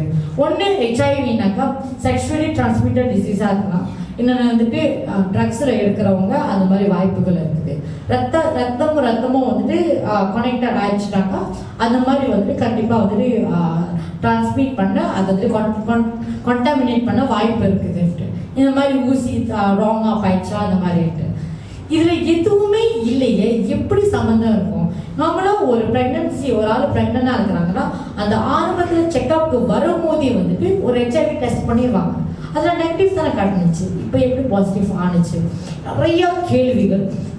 நான் வந்துட்டு முதல் என்னோட கணவர் டெஸ்ட் ஈவெண்ட்டு நான் சொன்னேன்.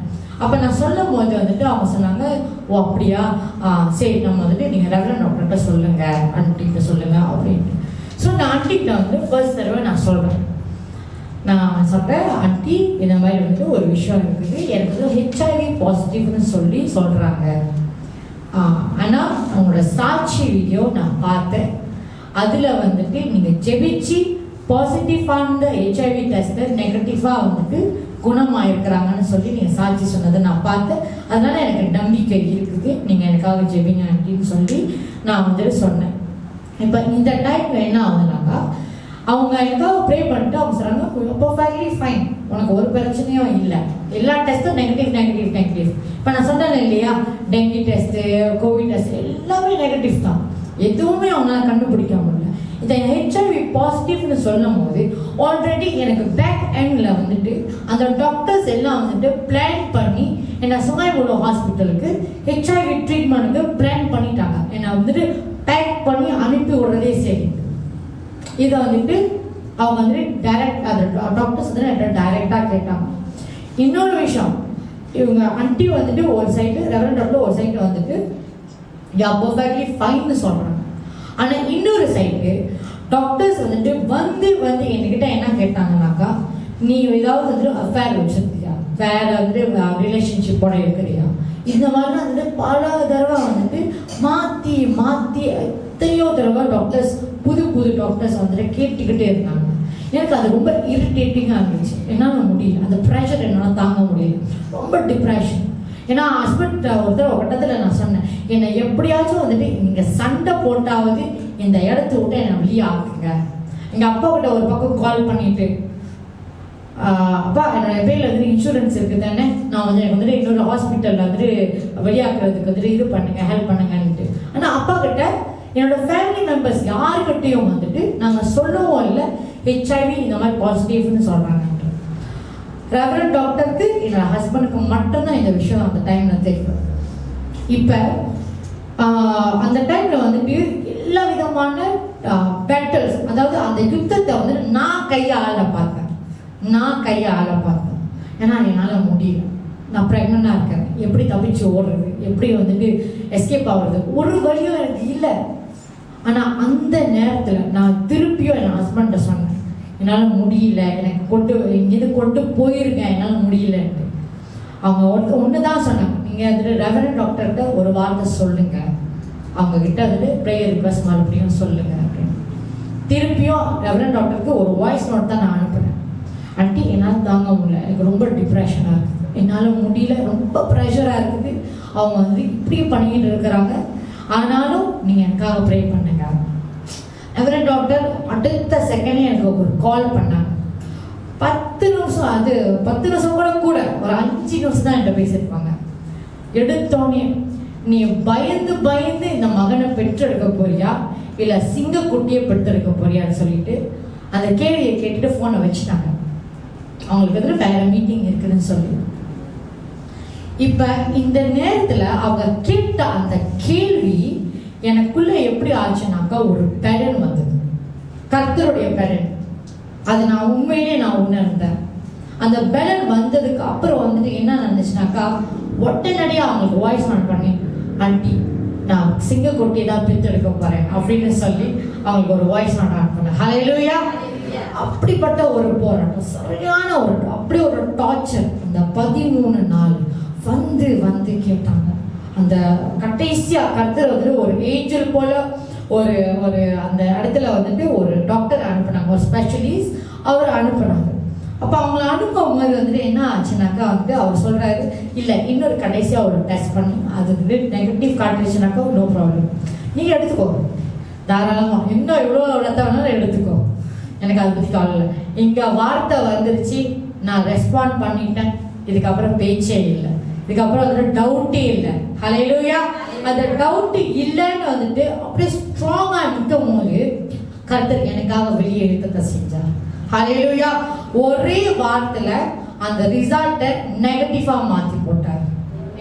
இப்ப இடையில வந்துட்டு கணவருக்கு வந்துட்டு ஒரு கால் வந்தது, ஒரு வாட்ஸ்அப் வாய்ஸ் நோட் வந்துச்சு. என்னன்னாக்கா, அது ரெவரண்ட் டாக்டரை நீங்க ஏன் வந்து காட் மாதர்ன்றீங்க, அவங்களையும் வந்து காட்டா சொல்றீங்க, காட்னு சொல்றீங்க, ஏன் காட் மாதிரி நான் காட் மாதிரின்னு சொல்லாம வேற என்னன்னு சொல்றது? ஹல்லேலூயா. என் ஆவிக்குரிய தாய், என்னுடைய பாசம், என்னுடைய அம்மா. ஹல்லேலூயா. அப்ப அவங்க அம்மாவை பத்தி நீங்க தப்பா பேசுறாங்க, எனக்கு கோபம் தான் வரும், நான் கண்டிப்பா வந்துட்டு திருப்பி பேசுவேன். அப்போ அவர் பேச நான் அந்த பர்சன் பேச நான் வந்து ரெஸ்பாண்ட் பண்ணேன். அப்போ ஒரு கட்டத்தில் அவர் சொன்னேன், நான் போஸ்ட் பேசிக், நான் வந்துட்டு இந்த ஹெச்ஐவியில் வந்து போஸ்ட் பேசிக். அட நீ என்ன ஆனாலும் படிச்சுட்டு போயா, எப்படிப்பட்ட சர்டிஃபிகேட் ஆனாலும் வச்சுருப்போம். நான் மெடிக்கல் சயின்ஸ் கிராஜுவேட், எனக்கும் வந்துட்டு இந்த சுச்சுவேஷன் தான் தெரியும், தெரியாமல் இல்லை. ஆனால் இது கர்த்தருடைய வல்லமைன்னு மட்டும் எனக்கு நல்லா தெரியும். ஹல்லேலூயா.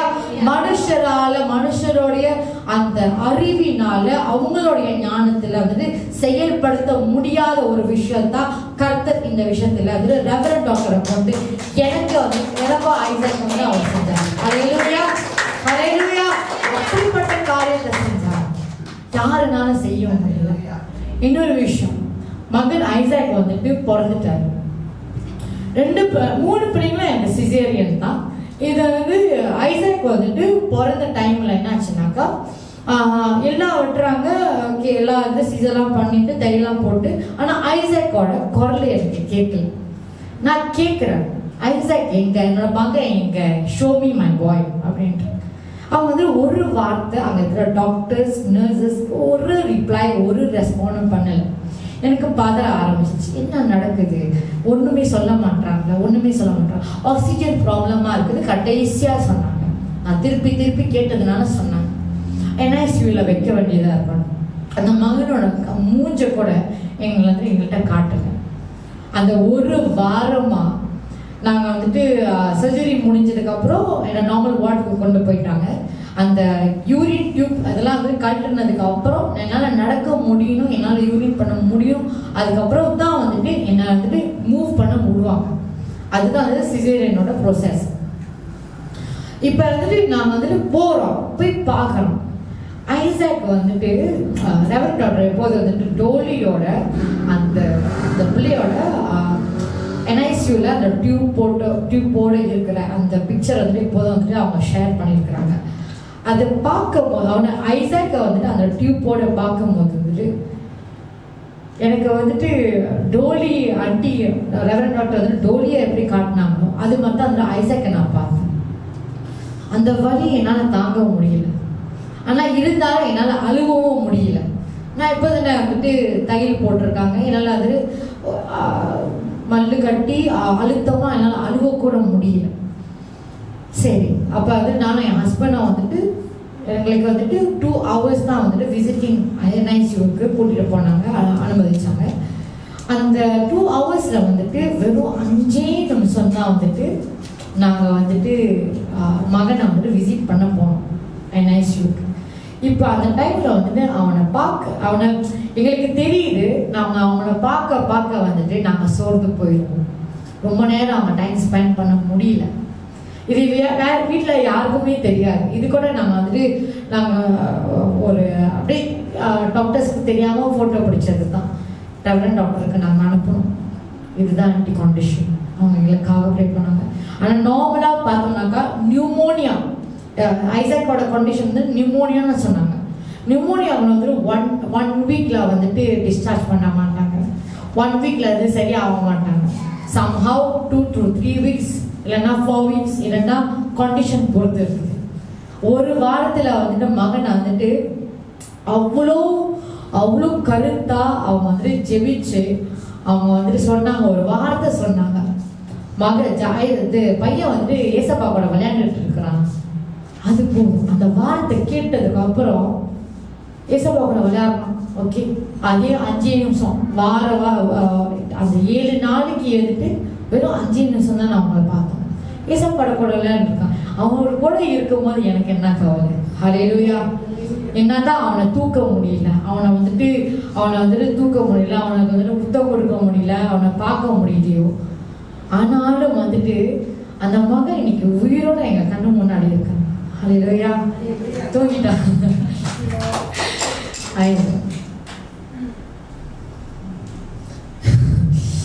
இதுதான் என்னோட மகன் ஐசக். இவர் தான் என்னோட ஐசக். அவர் வந்துட்டு 1.5 வயசு ஆயிடுச்சு. இன்னைக்கு வரைக்கும் வந்துட்டு அவ்வளோ ஆக்டிவா, அவ்வளோ ஒரு சூப்பராக இருக்கும். அவ்வளோ ஒரு தங்கமான பையன். அல்லேலூயா. கர்த்தர் எங்களுக்கு கொடுத்தாங்க மிகப்பெரிய ஒரு ரெண்டு பிள்ளைங்களும் அவங்களுக்கு ஒரு பொக்கிஷம் தான். அதே போல இவன் அதையும் தாண்டி ஒரு பெரிய பொக்கிஷம். ஹல்லேலூயா ஹல்லேலூயா. அவன் அப்படி அவ்வளோ பெரிய போராட்டத்தை அவன் கடந்து வந்தான். ஏன்னா அதுக்கு இதுதான் நான் ஏன் அவங்கள்ட்ட சொல்றேன்னாக்கா, என்னையே வந்துட்டு கர்த்தர் கடக்க செஞ்சாருனாக்கா உங்களுக்கு கடக்க செய்ய விட மாட்டாரா? பலத்தை கொடுக்க மாட்டாரா? கர்த்தர் நிச்சயமா கொடுப்பார். நம்பிக்கையா இருக்கணும், கர்த்தருக்கு உண்மையா இருக்கணும். உண்மையா இருந்தா மட்டும்தான் வந்துட்டு கர்த்தர் நம்மளுக்காக யுத்தத்தை செய்வார். கர்த்தர் எங்களுக்காக எப்படி யுத்தத்தை செஞ்சாருனாக்கா, இப்ப நாங்க சொன்ன தெரியுமா, இந்த HIV விஷயத்துலயும் மகன் ஐசாக்கோட அந்த ஒரு வாரம் NICUல அவன் கடந்து வந்த அந்த பாதை நாங்க பார்க்கும் போது எங்களால பார்க்க முடியல. இருந்தாலும் நம்பிக்கையோட அந்த ப்ரேயர் ஆயில் அவன் மேல வந்துட்டு பூசிட்டு ப்ரே பண்ணிட்டு வந்திருந்தோம். அவ்வளவுதான். நாங்க பெருசா வந்துட்டு அங்கேயே ஸ்டே பண்ணி இல்லை ஏசப்பா கூட விளையாண்டுட்டு இருக்கிறோம், அது மட்டும் தான் எங்களுக்கு தெரியும். அது மட்டும் எங்களுக்கு அது எங்களுக்கு போதும். அந்த ஒரு வார்த்தை எங்களை அவ்வளவு பலப்படுத்துச்சு. ஹல்லேலூயா. அதே போலதான் இன்றைக்கு நீங்களும் அந்த அப்படிப்பட்ட ஒரு போராட்டம் பார்க்க முடியல, ஒரு சில விஷயத்த என்னால செய்ய முடியல, இவங்க கஷ்டப்படுறதை என்னால பார்க்க முடியல, இப்படி எல்லாம் நடக்க இதெல்லாம் வந்துட்டு நம்ம கண்ணால பார்க்கிறோம் இல்லையா? ஏசப்பா கிட்ட நம்ம ஒப்பு கொடுப்போம். அவர்கிட்ட சரணடைஞ்சா மட்டும்தான் நம்மளுக்கு உண்டான விடுதலை கிடைக்கும். ஹல்லேலூயா ஹல்லேலூயா. பாஸ்டர் மேனிங் வந்துட்டு ஒரு தடவை அந்த ஹெச்ஐவியோட கேஸை குறித்து நாங்கள் ஷேர் பண்ணும் போது அந்த ஹாஸ்பிட்டலே சூப் பண்ணி இருந்திருக்கணும் அப்படின்னு சொன்னாங்க. நீங்கள் சூப் பண்ணாமல் விட்டுட்டீங்க அப்படின்ட்டு. இதெல்லாம் வந்துட்டு கர்த்தருடைய மகிமை. அவர் செய்யும் போது அவர் பெஸ்டா செய்வார். எல்லாருக்கும் முன்னாடியும் வந்துட்டு தலை நிமிர்ந்து தான் அந்த ஹாஸ்பிட்டல் விட்டு நான் வெளியாகும். ஹல்லேலூயா.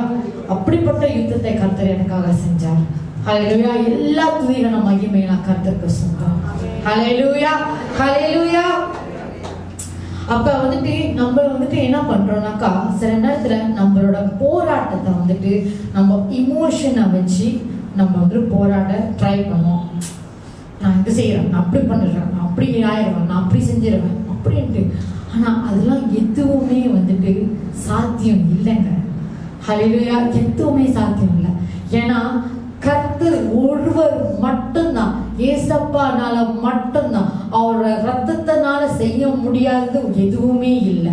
ஆனா அவரோட ரத்தத்தால செய்ய முடிஞ்ச விஷயத்த மட்டும் வந்துட்டு அது கொண்டு போயிட்டு இன்னொரு விஷயத்துல வந்துட்டு நம்ம வந்துட்டு போராடணும்னு நினைச்சோம்னாக்கா அது நடக்காது. அது வந்துட்டு அங்க வந்துட்டு செயல் இழந்துரும். ஹல்லேலூயா. கர்த்தர் மேல நம்பிக்கையா இருந்தா மட்டும்தான் கர்த்தர் நம்மளுக்காக யுத்தத்தை செய்வார். ஹல்லேலூயா. இதை யோசிப்பாத்து அவரோட அந்த அரசர் வந்துட்டு பாருங்க, ஒரு விஷயம் அவர் நீதியா இருந்தார், அவர் கர்த்தருக்கு பயந்தவரா இருந்தார். அவ்வளோ பெர்ஃபெக்டா அந்த ஜனங்களை வந்துட்டு அவரு நடத்தின அந்த தெய்வ பயத்தோட வந்துட்டு நீதியா அந்த ஜனங்களை யூதா ஜனங்களை நடத்தினார். ஹல்லேலூயா. அதே போலதான் வந்துட்டு இன்னைக்கு வந்துட்டு நான் வந்துட்டு ரெவரண்ட் டாக்டர் அவங்க தூக்கி வச்சு ஆனா அவங்க செஞ்ச ஒவ்வொரு ஜெபம் யாராலையும் வந்துட்டு அந்த வரங்கள் பெற்றவங்க மட்டும்தான் அதை செய்ய முடியும். ஹல்லேலூயா. அது என்னால சொல்ல முடியும். ஏன்னா வந்துட்டு எனக்கும் மகன் ஐசாக்கும் செஞ்ச விஷயம் வந்துட்டு சின்ன விஷயம் இல்லை. இன்னைக்கு நாங்க வந்துட்டு அவங்களோட ஜெபம் இல்லைனாக்கா, அவங்க எங்களுக்காக இந்த தீர்க்கதரிசி நம்ம மத்தியில எனக்காக ஜெபிக்கலனாக்கா இந்நேரத்துக்கு நானும் ஐசாக்கும் வந்துட்டு HIV-க்காக ட்ரீட்மெண்ட் நடந்திருப்போம். ஹல்லேலூயா. அப்படி அதை நினைச்சாலே பயங்கரமா இருக்கு. ஏன்னா வந்துட்டு HIV ஹோமுக்கு நாங்க வந்துட்டு விசிட் பண்ண ஒரு காலத்துல நாங்க போயிருக்கிறோம். அவங்க எப்படி ஒரு வேதனையை கடந்து வருவாங்க. அந்த மருந்து வாட, அவங்க சாப்பிட்ற சாப்பாடு ஒரு மாதிரியா இருப்பாங்க, அப்படியே ஓடு இருப்பாங்க, ஒட்டி போய். அது பார்க்கும் போது இன்னும் நானும் ஐசாக்கும் நானும் மகனும் அப்படித்தான் இருப்போமா. பிறந்ததுக்கு அப்புறம் நாங்கள் 2 பேரும் எங்கள் பிள்ளைங்களை நாங்கள் பிரிஞ்சு இருந்துருவோம், குடும்பத்தோட நாங்கள் பிரிஞ்சு இருந்துருவோம். இப்படித்தான் வந்துட்டு அவ்வளோ போராட்டமாக இருந்துச்சு. நான் என்னென்னவோ வந்துட்டு செஞ்சு உருட்டி பார்த்தேன் அந்த டைமில். ஹெச்ஐவியோட அந்த இடத்த விட்டு வெளியாகணும், எப்படியாச்சும் சண்டை போட்டு வெளியாகணும், சத்தம் போட்டு வெளியாகணும். ஆனால் கர்த்தர் வந்துட்டு ஒரே ஒரு விஷயத்தான் வந்துட்டு ஹஸ்பண்ட் என்கிட்ட ஒரு விஷயம் சொன்னார், இல்லை பொறுமையாக காத்திருப்போம், ரிசல்ட் வர வரைக்கும் பொறுமையாக காத்திருப்போம் சொன்னதுக்கு அப்புறம் தான் வந்துட்டு நான் சரி பரவாயில்ல என்ன நடக்குமோ நடக்கட்டும் அப்படின்ட்டு அதில் வந்துட்டு கொஞ்சம் அமைதியாக வந்துட்டு காத்திருந்தோம். சங்கீதம் 91 அந்த டைமில் முழுசாக மெமரைஸ் பண்ணி படிக்க வச்சு இப்போ அந்த அந்த வேர்ஸ் நீங்கள் நம்புவீங்களா எனக்கு தெரியல. சங்கீதம் 91 நாங்கள் வீட்டில் வாசித்தோன்னாக்கா ஐசக் அப்படியே உன்னிப்பாக கவனிப்போம். இது எங்கேயோ கேட்ட மாதிரி இருக்குது. அப்படியே அவ்வளோ ஸ்டாப் பண்ணி அப்படியே வந்துட்டு அவ்வளோ கான்சென்ட்ரேட் பண்ணி ஃபோக்கஸ் பண்ணி அவன் கேட்பான். ஏன்னா வந்துட்டு இது வந்துட்டு வயிற்றில் இருந்து அவன் தியானிச்ச ஒரு வசனம். ஹல்லேலூயா. அப்படிப்பட்ட வசனத்தை தான் அப்போ ஏசப்பாவோட வசனம், அவரோட வார்த்தை எவ்வளவு வல்லமை உள்ளதா இருந்தாக்கா நம்ம அதை அசட்டை பண்ணக்கூடாது. ஹல்லேலூயா. நிறைய பேர் வந்துட்டு வார்த்தையை நான் வரேன், நான் வந்து ஏதோ வந்துட்டு வசனத்தை சொல்றாங்க, நான் போறேன், அது உண்மையா நம்ம உள் வாங்கும் போது தான் வந்துட்டு அது நம்மளுக்கு கிரியை செய்யணும். ஹல்லேலூயா. இன்னைக்கு கர்த்தர் உங்களுக்காக யுத்தத்தை செய்யறாருனாக்கா நிச்சயமாய் வந்துட்டு அதை நீங்க அப்படியே வந்து முழுமையா விசுவாசிங்க. இன்னைக்கு நின்று கொண்டு இருக்கிற இந்த எகிப்தியரை இனி நம்ம பார்க்க மாட்டோம்.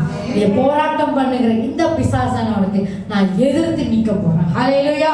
பாவத்தை விட்டு விலக சொன்னாரு, ஆனா பிசாசுக்கு எதிர்த்து நிற்க சொன்னாரு. ஹல்லேலூயா. அப்படிப்பட்ட விஷயத்தை தான் நம்ம செய்யணும். ஹல்லேலூயா. அப்ப வந்துட்டு ஏசப்பா என்ன வந்து இந்த வசனத்துல சொல்றாங்கனாக்கா, பவுல் அடிகர் அவர் வந்துட்டு எபேசியர் 6வது அதிகாரம் 11 12 வசனம். Ephesians chapter 6, 11 and 12. நம்ம வந்துட்டு நிறைய நேரத்துல வந்துட்டு மனுஷர்களோட போராட்டம் பண்ணுவோம். ஆனா நம்மளோட போராட்டம் வந்து மாசத்தோட ரத்தத்தோட இல்லை, துரைத்தனங்களோட பிசாசானவனோட தான் நம்மளுக்கு போராட்டம். அல்லேலூயா. நீங்கள் பிசாசின் தந்திரங்களோடு எதிர்த்து நிற்க திராணி உள்ளவர்களா ஆகும்படி தேவனுடைய சர்வாயுக வர்க்கத்தையும் தரித்துக் கொள்ளுங்கள். ஏனெனில் மாம்சத்தோடு இரத்தத்தோடும் அல்ல, துரைத்தனங்களோடும் அதிகாரங்களோடும் இப்பிரபஞ்சத்தின் அந்தகார லோகாதிபதிகளோடும் வான மண்டலத்தில் இருக்கிற பொல்லாத ஆவிகளின் சேனைகளோடும் நம்மளுக்கு போராட்டம் உண்டு. ஹல்லேலூயா. அப்ப அந்த போராட்டத்தை நம்ம ஜெயிக்கணும்னாக்கா நம்மளுக்கு வந்துட்டு ஆவியின் பட்டயம் முக்கியம். ஹல்லேலூயா. வசனம் முக்கியம். அந்த சர்வாயுதத்தை அவ தலை சீரா, சத்தியம் என்னும் தலை சீரா, மார்க்கவசம், அதெல்லாம் வந்துட்டு அதுக்கப்புறம் ஒரு வசனத்துல நீங்க படிச்சீங்கன்னாக்கா உங்களுக்கு தெரியும். கர்த்தர் ஒரு வசனமா ஒவ்வொரு விஷயமா வந்துட்டு அந்த ஆயுதத்தை நம்மளுக்கு கொடுத்துருக்கிறார். நம்ம அதுல அழகா உபயோகப்படுத்தணும். ஹல்லேலூயா. இந்த மாதிரி விஷயம் வரும்போது உடனே சரணடைஞ்சிடணும். இதுதான் best, one of the best solution, surrender பண்றது. இன்னைக்கு நம்ம எல்லாரும் சரண்டர் பண்ணணும். ஹல்லேலூயா. என்னையும் சேர்த்து தான் நான் சொல்றேன். இந்த விஷயத்துல HIV விஷயத்துல வந்துட்டு எனக்கு போராட்டம் இல்லைன்னு இல்லை, அவ்வளோ போராடினேன். மைண்ட்ல அவ்வளோ ஒரு மென்டல் டார்ச்சர் எனக்கு. ஆனா அதை கடக்க செஞ்சாருனாக்கா உங்களையும் கடக்க செய்வார். ஹல்லேலூயா. நான் ரொம்ப ஐயோ பரிசுத்தம் எஸ், ஏன்னா என்னை படைச்சவர் வந்துட்டு பரிசுத்தம் உள்ள தேவன். எனக்கு கற்றுக் கொடுத்தது வந்துட்டு நீதியை கற்றுக் கொடுத்துருக்கிறார். எனக்கு கற்றுக் கொடுத்தது சத்தியத்தை பேசுறதுக்கு சத்திய ஆவியானவர் என்னை நிரப்பியிருக்கிறார். ஹல்லேலூயா. அதை பேசுறோம்னாக்கா நம்மளும் தைரியமா பேசணும். இங்க இருக்கிறவங்க வந்து நிக்கிறவங்க மட்டும் தான் பேசணும்னு இல்லை, நம்ம ஒவ்வொரு நபர்களும் நம்ம எல்லாரும் வந்து நித்திய ஜீவன்ல நன்மைகளை பெற்று உயிரை வந்து தப்பிக்க வச்சாரு. நம்மளுக்கு வியாதியை வளர்க்கினாரு. எப்படிப்பட்ட பில்லி சூன்யம் கட்டுகளை இருந்து நம்மளுக்கு மந்திரத்துல இருந்து நம்மளை விடுவிச்சார். சாபங்களை பாவங்களை எல்லாம் மாற்றி எல்லாத்தையும் நம்மளுக்கு ஆசீர்வாதமா மாற்றி கொடுத்தாரு. எதனால? நம்ம மேல அதிகமாய் நேசம் வச்சிருக்கிறதாங்க. இப்படிப்பட்ட நேசம் வச்சிருக்கிற தேவனை விட்டுட்டு நம்ம விலகி போறதுக்கு சில பேருக்கு எப்படி மனசு வருது? ஹல்லேலூயா. இந்த நேரத்துல வந்துட்டு நாங்க உங்களோட சேர்ந்து இதில் ஆண்டவர் வந்து என்னை ரொம்ப வந்துட்டு ஏர்ஜ் பண்ணி என்னை படிக்க வைக்கிற ஒரு விஷயம், 10 கட்டளைகள். 10 கட்டளைகள், அதை படி, ஒன்னொன்னா படிக்க சொன்னார். ஹல்லேலூயா. எக்ஸோடஸ், யாத்திரை ஆகமம் 20வது அதிகாரம் 1 to 17 வரைக்கும். Exodus 20, chapter 20, 1 to 17. தேவன் பேசி சொல்லிய சகல வார்த்தைகளும் ஆவன. உன்னை அடிமைத்தன வீடாகிய எகிப்து தேசத்திலிருந்து புறப்பட பண்ணின உன் தேவனாகிய கர்த்தர் நானே. என்னை அன்றி உனக்கு வேறு தேவர்கள் உண்டா இருக்க வேண்டாம். மேலே வானத்திலும் கீழே பூமியிலும் பூமியின் கீழ் தண்ணீரிலும் உண்டா இருக்கிறவனுக்கு ஒப்பான ஒரு சொரூபத்தை ஆகிலும் யாதொரு விக்கிரகத்தை ஆகிலும் நீ உனக்கு உண்டாக்க வேண்டாம். நீ அவைகளை நமஸ்கரிக்கவும் சேவிக்கவும் வேண்டாம். உன் தேவனாகிய கர்த்தராய் இருக்கிற நான் எரிச்சல் உள்ள தேவனாய் இருந்து என்னை பகைக்கிறவர்களை குறித்து பிதாக்களுடைய அக்கிரமத்தை பிள்ளைகளிடத்திலும் 3ஆம் 4ஆம் தலைமுறை மட்டும் விசாரிக்கிறவராய் இருக்கிறேன். என்னிடத்தில் அன்பு கூர்ந்து என் கற்பனைகளை கை கொள்ளுகிறவர்களுக்கோ 1000 தலைமுறை மட்டும் இரக்கம் செய்கிறவராய் இருக்கிறேன். உன் தேவனாகிய கர்த்தருடைய நாமத்தை வீணிலே வழங்காதிருப்பாயாக. கர்த்தர் தம்முடைய நாமத்தை வீணிலே வழங்குகிறவனை தண்டியாமல் விடார். ஓய்வு நாளை பரிசுத்தமாய் ஆசரிக்க நினைப்பாயாக. 6 நாளும் நீ வேலை செய்து உன் கிரியைகளை எல்லாம் நடப்பிப்பாயாக. 7ஆம் நாளோ உன் தேவனாகிய கர்த்தருடைய ஓய்வு நாள். அதிலே நீ ஆனாலும் உன் குமாரன் ஆனாலும் உன் குமாரத்தி ஆனாலும் உன் வேலைக்காரன் ஆனாலும் உன் வேலைக்காரி ஆனாலும் உன் மிருக ஜீவன் ஆனாலும் உன் வாசல்களில் இருக்கிற அந்நியனானாலும் யாதொரு வேலையும் செய்ய வேண்டாம். கர்த்தர் 6 நாளைக்குள்ளே வானத்தையும் பூமியையும் சமுத்திரத்தையும் அவைகளில் உள்ள எல்லாவற்றையும் உண்டாக்கி 7ஆம் நாளிலே ஓய்ந்திருந்தார். ஆகையால் கர்த்தர் ஓய்வு நாளை ஆசீர்வதித்து அதை பரிசுத்தமாக்கினார். உன் தேவனாகிய கர்த்தர் உனக்கு கொடுக்கிற தேசத்திலே உன் நாட்கள் நீடித்திருப்பதற்கு உன் தகப்பனையும் உன் தாயையும் கனம் பண்ணுவாயாக. கொலை செய்யாதிருப்பாயாக, விபச்சாரம் செய்யாதிருப்பாயாக, களவு செய்யாதிருப்பாயாக, பிறனுக்கு விரோதமாக பொய் சாட்சி சொல்லாதிருப்பாயாக, பிறனுடைய வீட்டை இச்சியாதிருப்பாயாக, பிறனுடைய மனைவியையும் அவனுடைய வேலைக்காரனையும் அவனுடைய வேலைக்காரியையும் அவனுடைய எருதையும் அவனுடைய கழுதையையும் பின்னும் பிறனுக்குள்ளா யாதொன்றையும் இச்சியாதிருப்பாயாக. ஆமென். ஹல்லேலூயா. இந்த 10 கட்டளைகளை ஒரு விஷயத்துல ரொம்ப உன்னிப்பா அவர் ஒரு எழுத்தாகிலும் அது வந்து வீணானது, ஒரு சிறு எழுத்தாகிலும் அந்த எழுத்திலோட உறுப்பாகிலும் அது வந்துட்டு வீணானது இல்லை. ஹல்லேலூயா. அது இதை எல்லாத்தையும் வந்துட்டு நம்ம கடைபிடிச்சோம்னா அந்த நீதிக்காக அந்த கட்டளைகளை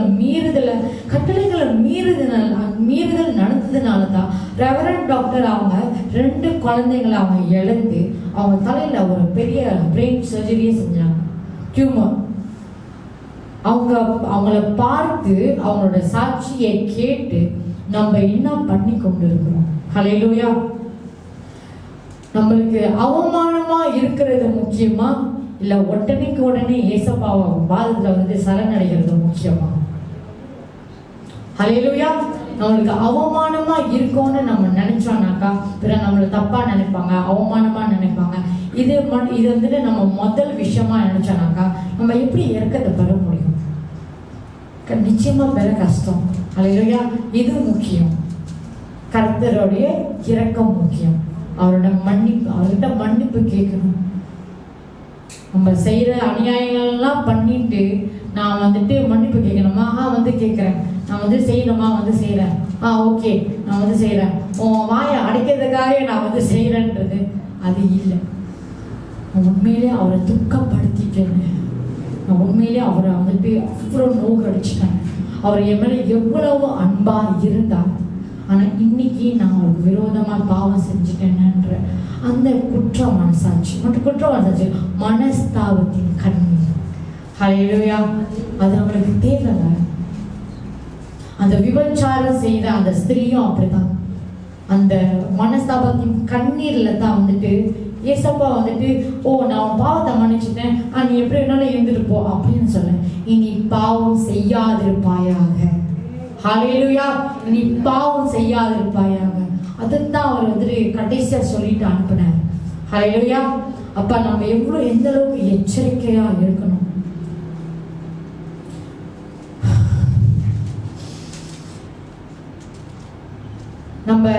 நம்மளோட பலத்தினாலும் அல்ல, நம்மளோட பராக்கிரமத்தினாலும் அல்ல. அதாவது not by might, not by power. Zakariya 4வது அதிகாரம் 6வது வசனத்துல. இப்ப நான் சொன்னேன் இல்லையா, எனக்கு என் கணவருக்கு ஒரு மெசேஜ் வந்தது. அவர் என்னன்னாக்கா ரெவரண்ட் டாக்டர் டெஸ்ட் பண்றதுக்காக ஒரு நபர் அவர் டெஸ்ட் பண்ணியிருந்தாரு. அவர் என்ன பண்ணாருனாக்கா நான் பைபிள் நாலேஜ் சர்டிஃபிகேட் எடுத்திருக்கிறேன், நான் போஸ்ட் பேசிக்ல எப்படி நான் எல்லா சபையிலையும் என்ன நடக்குதுன்னு சொல்லி நான் ஆராய்ச்சி பண்ணிக்கிட்டு இருக்கிறோம். அதுக்குன்னு ஒரு கூட்டம் இருக்குது, வேற வேலை வட்டியே இல்லாம.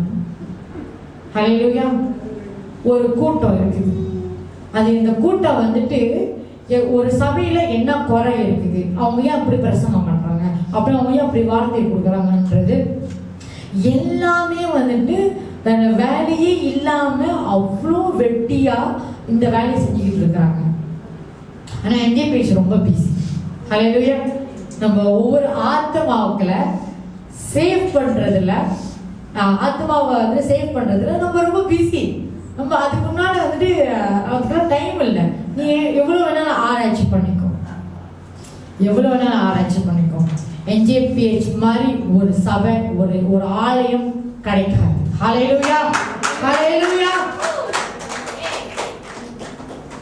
ஏன்னா அவங்களோட பலத்தினாலும் அவங்க பராக்கிரமத்தினால தான் அவங்க டிபெண்ட் பண்ணியிருக்காங்க. அவங்க நினைச்சுக்கிட்டாங்க அவங்க எடுத்த சர்டிஃபிகேட்ல நான் பயங்கரமா பைபிள் இருக்கு. சாத்தானுக்கு கூட பைபிளை பத்தி தெரியும் ஐயா. ஆனா அந்த பைபிளை புரிஞ்சுக்கிறதுக்கு ஆவியானவர் தேவை. ஆவியானவர் நம்ம கூட இருக்கிறார். ஹல்லேலூயா. நம்ம அந்த வேதத்தோட ரகசியத்தை அறிஞ்சு கொள்ள நம்மளுக்கு ஆவியானவர் நம்மளோட மனக்கண்களை திறப்பார். ஹல்லேலூயா. ஆவிக்குரிய கண்களை திறப்பார், செவிகளை திறப்பார். அது வல்லமே இல்லாம பைபிளை படிச்சு என்ன பிரயோஜனம்? ஹல்லேலூயா. பைபிள் காலேஜ்ல படிச்சு நானும் பாஸ்டர் மெலினா ஒரே பைபிள் காலேஜ் தான் படித்தோம். பைபிள் காலேஜ்ல கிராஜுவேட் ஆன 2 பேரும் எனக்கு நல்லா தெரியும். ஒருத்தவங்க அவங்களோட வயிறு தேவன், அவங்களோட தேவன் வயிறு. 2வது ஆளு ஊழியக்காரர், தீர்க்கதரிசி அப்படின்னு சொல்லி நிறைய பொய் பித்தலாட்டம். அதுவும் வயிறு தான், அவங்களோட தேவன் வயிறு தான். இது மாதிரி செக்ஷுவல் ஆக்டிவிட்டிலையும் ஈடுபட்டவங்களும் இருக்கிறாங்க. கிராஜுவேட் ஆன பாஸ்டர் அந்த மாதிரி ஆட்களை நாங்க பார்த்துட்டு வந்திருக்கோம். அதனால சர்டிபிகேட்டை நாங்க நம்பி வர கிடையாது, தேவனுடைய வல்லமையை நாங்க நம்பி வந்திருக்கோம். ஹல்லேலூயா.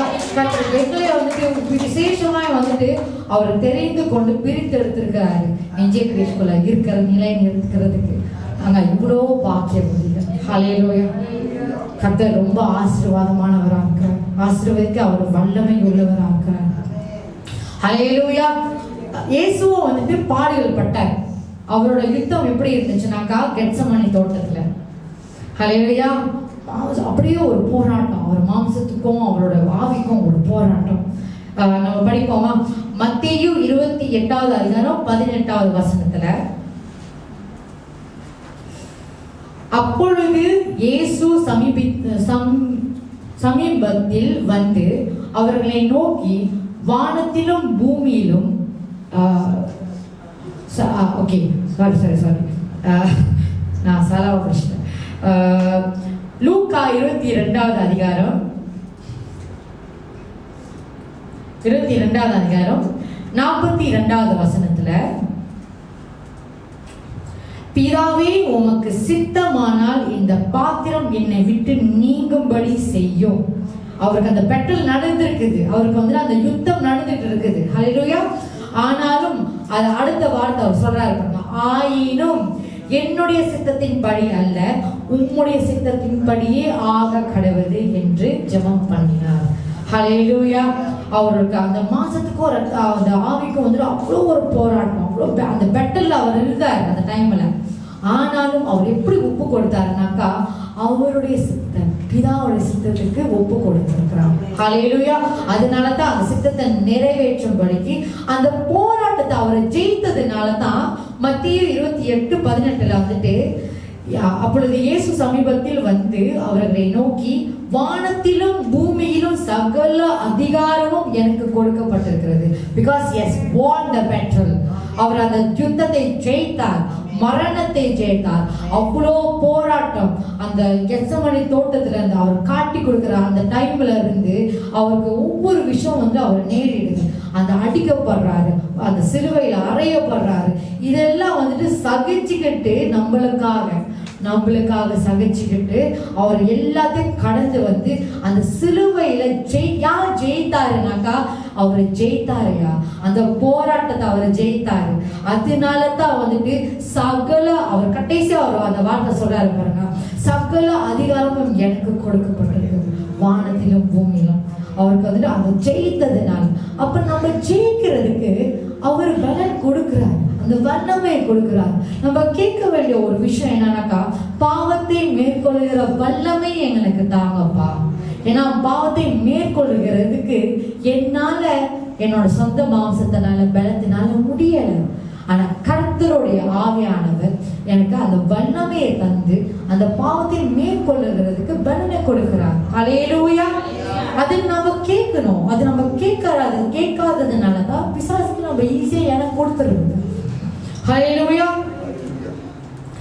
அப்ப இயேசு வந்துட்டு அந்த சித்தத்துக்கு ஒப்பு கொடுத்ததுனால தான் அவர் வந்துட்டு சரண்டர் பண்ணது. அந்த விஷயத்துல எல்லாம் ஒரு விஷயமா வந்துட்டு அவர் வந்துட்டு இது பண்றது, சரண்டர் பண்ணி அவர் வந்து ஒப்பு கொடுத்ததுனால தான் அவரு ஜெயித்தார். ஹல்லேலூயா. சரி, 1 தீமோத்தி 2வது அதிகாரம் 4வது வசனத்துல இப்ப வந்து சித்தம், கர்த்தருடைய சித்தம் என்னன்னு நம்ம அறிந்து கொள்ளணும் இல்லையா? என்னது கர்த்தருடைய சித்தத்தை செய்யறதுக்கு அப்படின்னா வந்து கர்த்தருடைய சித்தம் என்னன்றது நம்ம அறிஞ்சு கொள்ளணும்.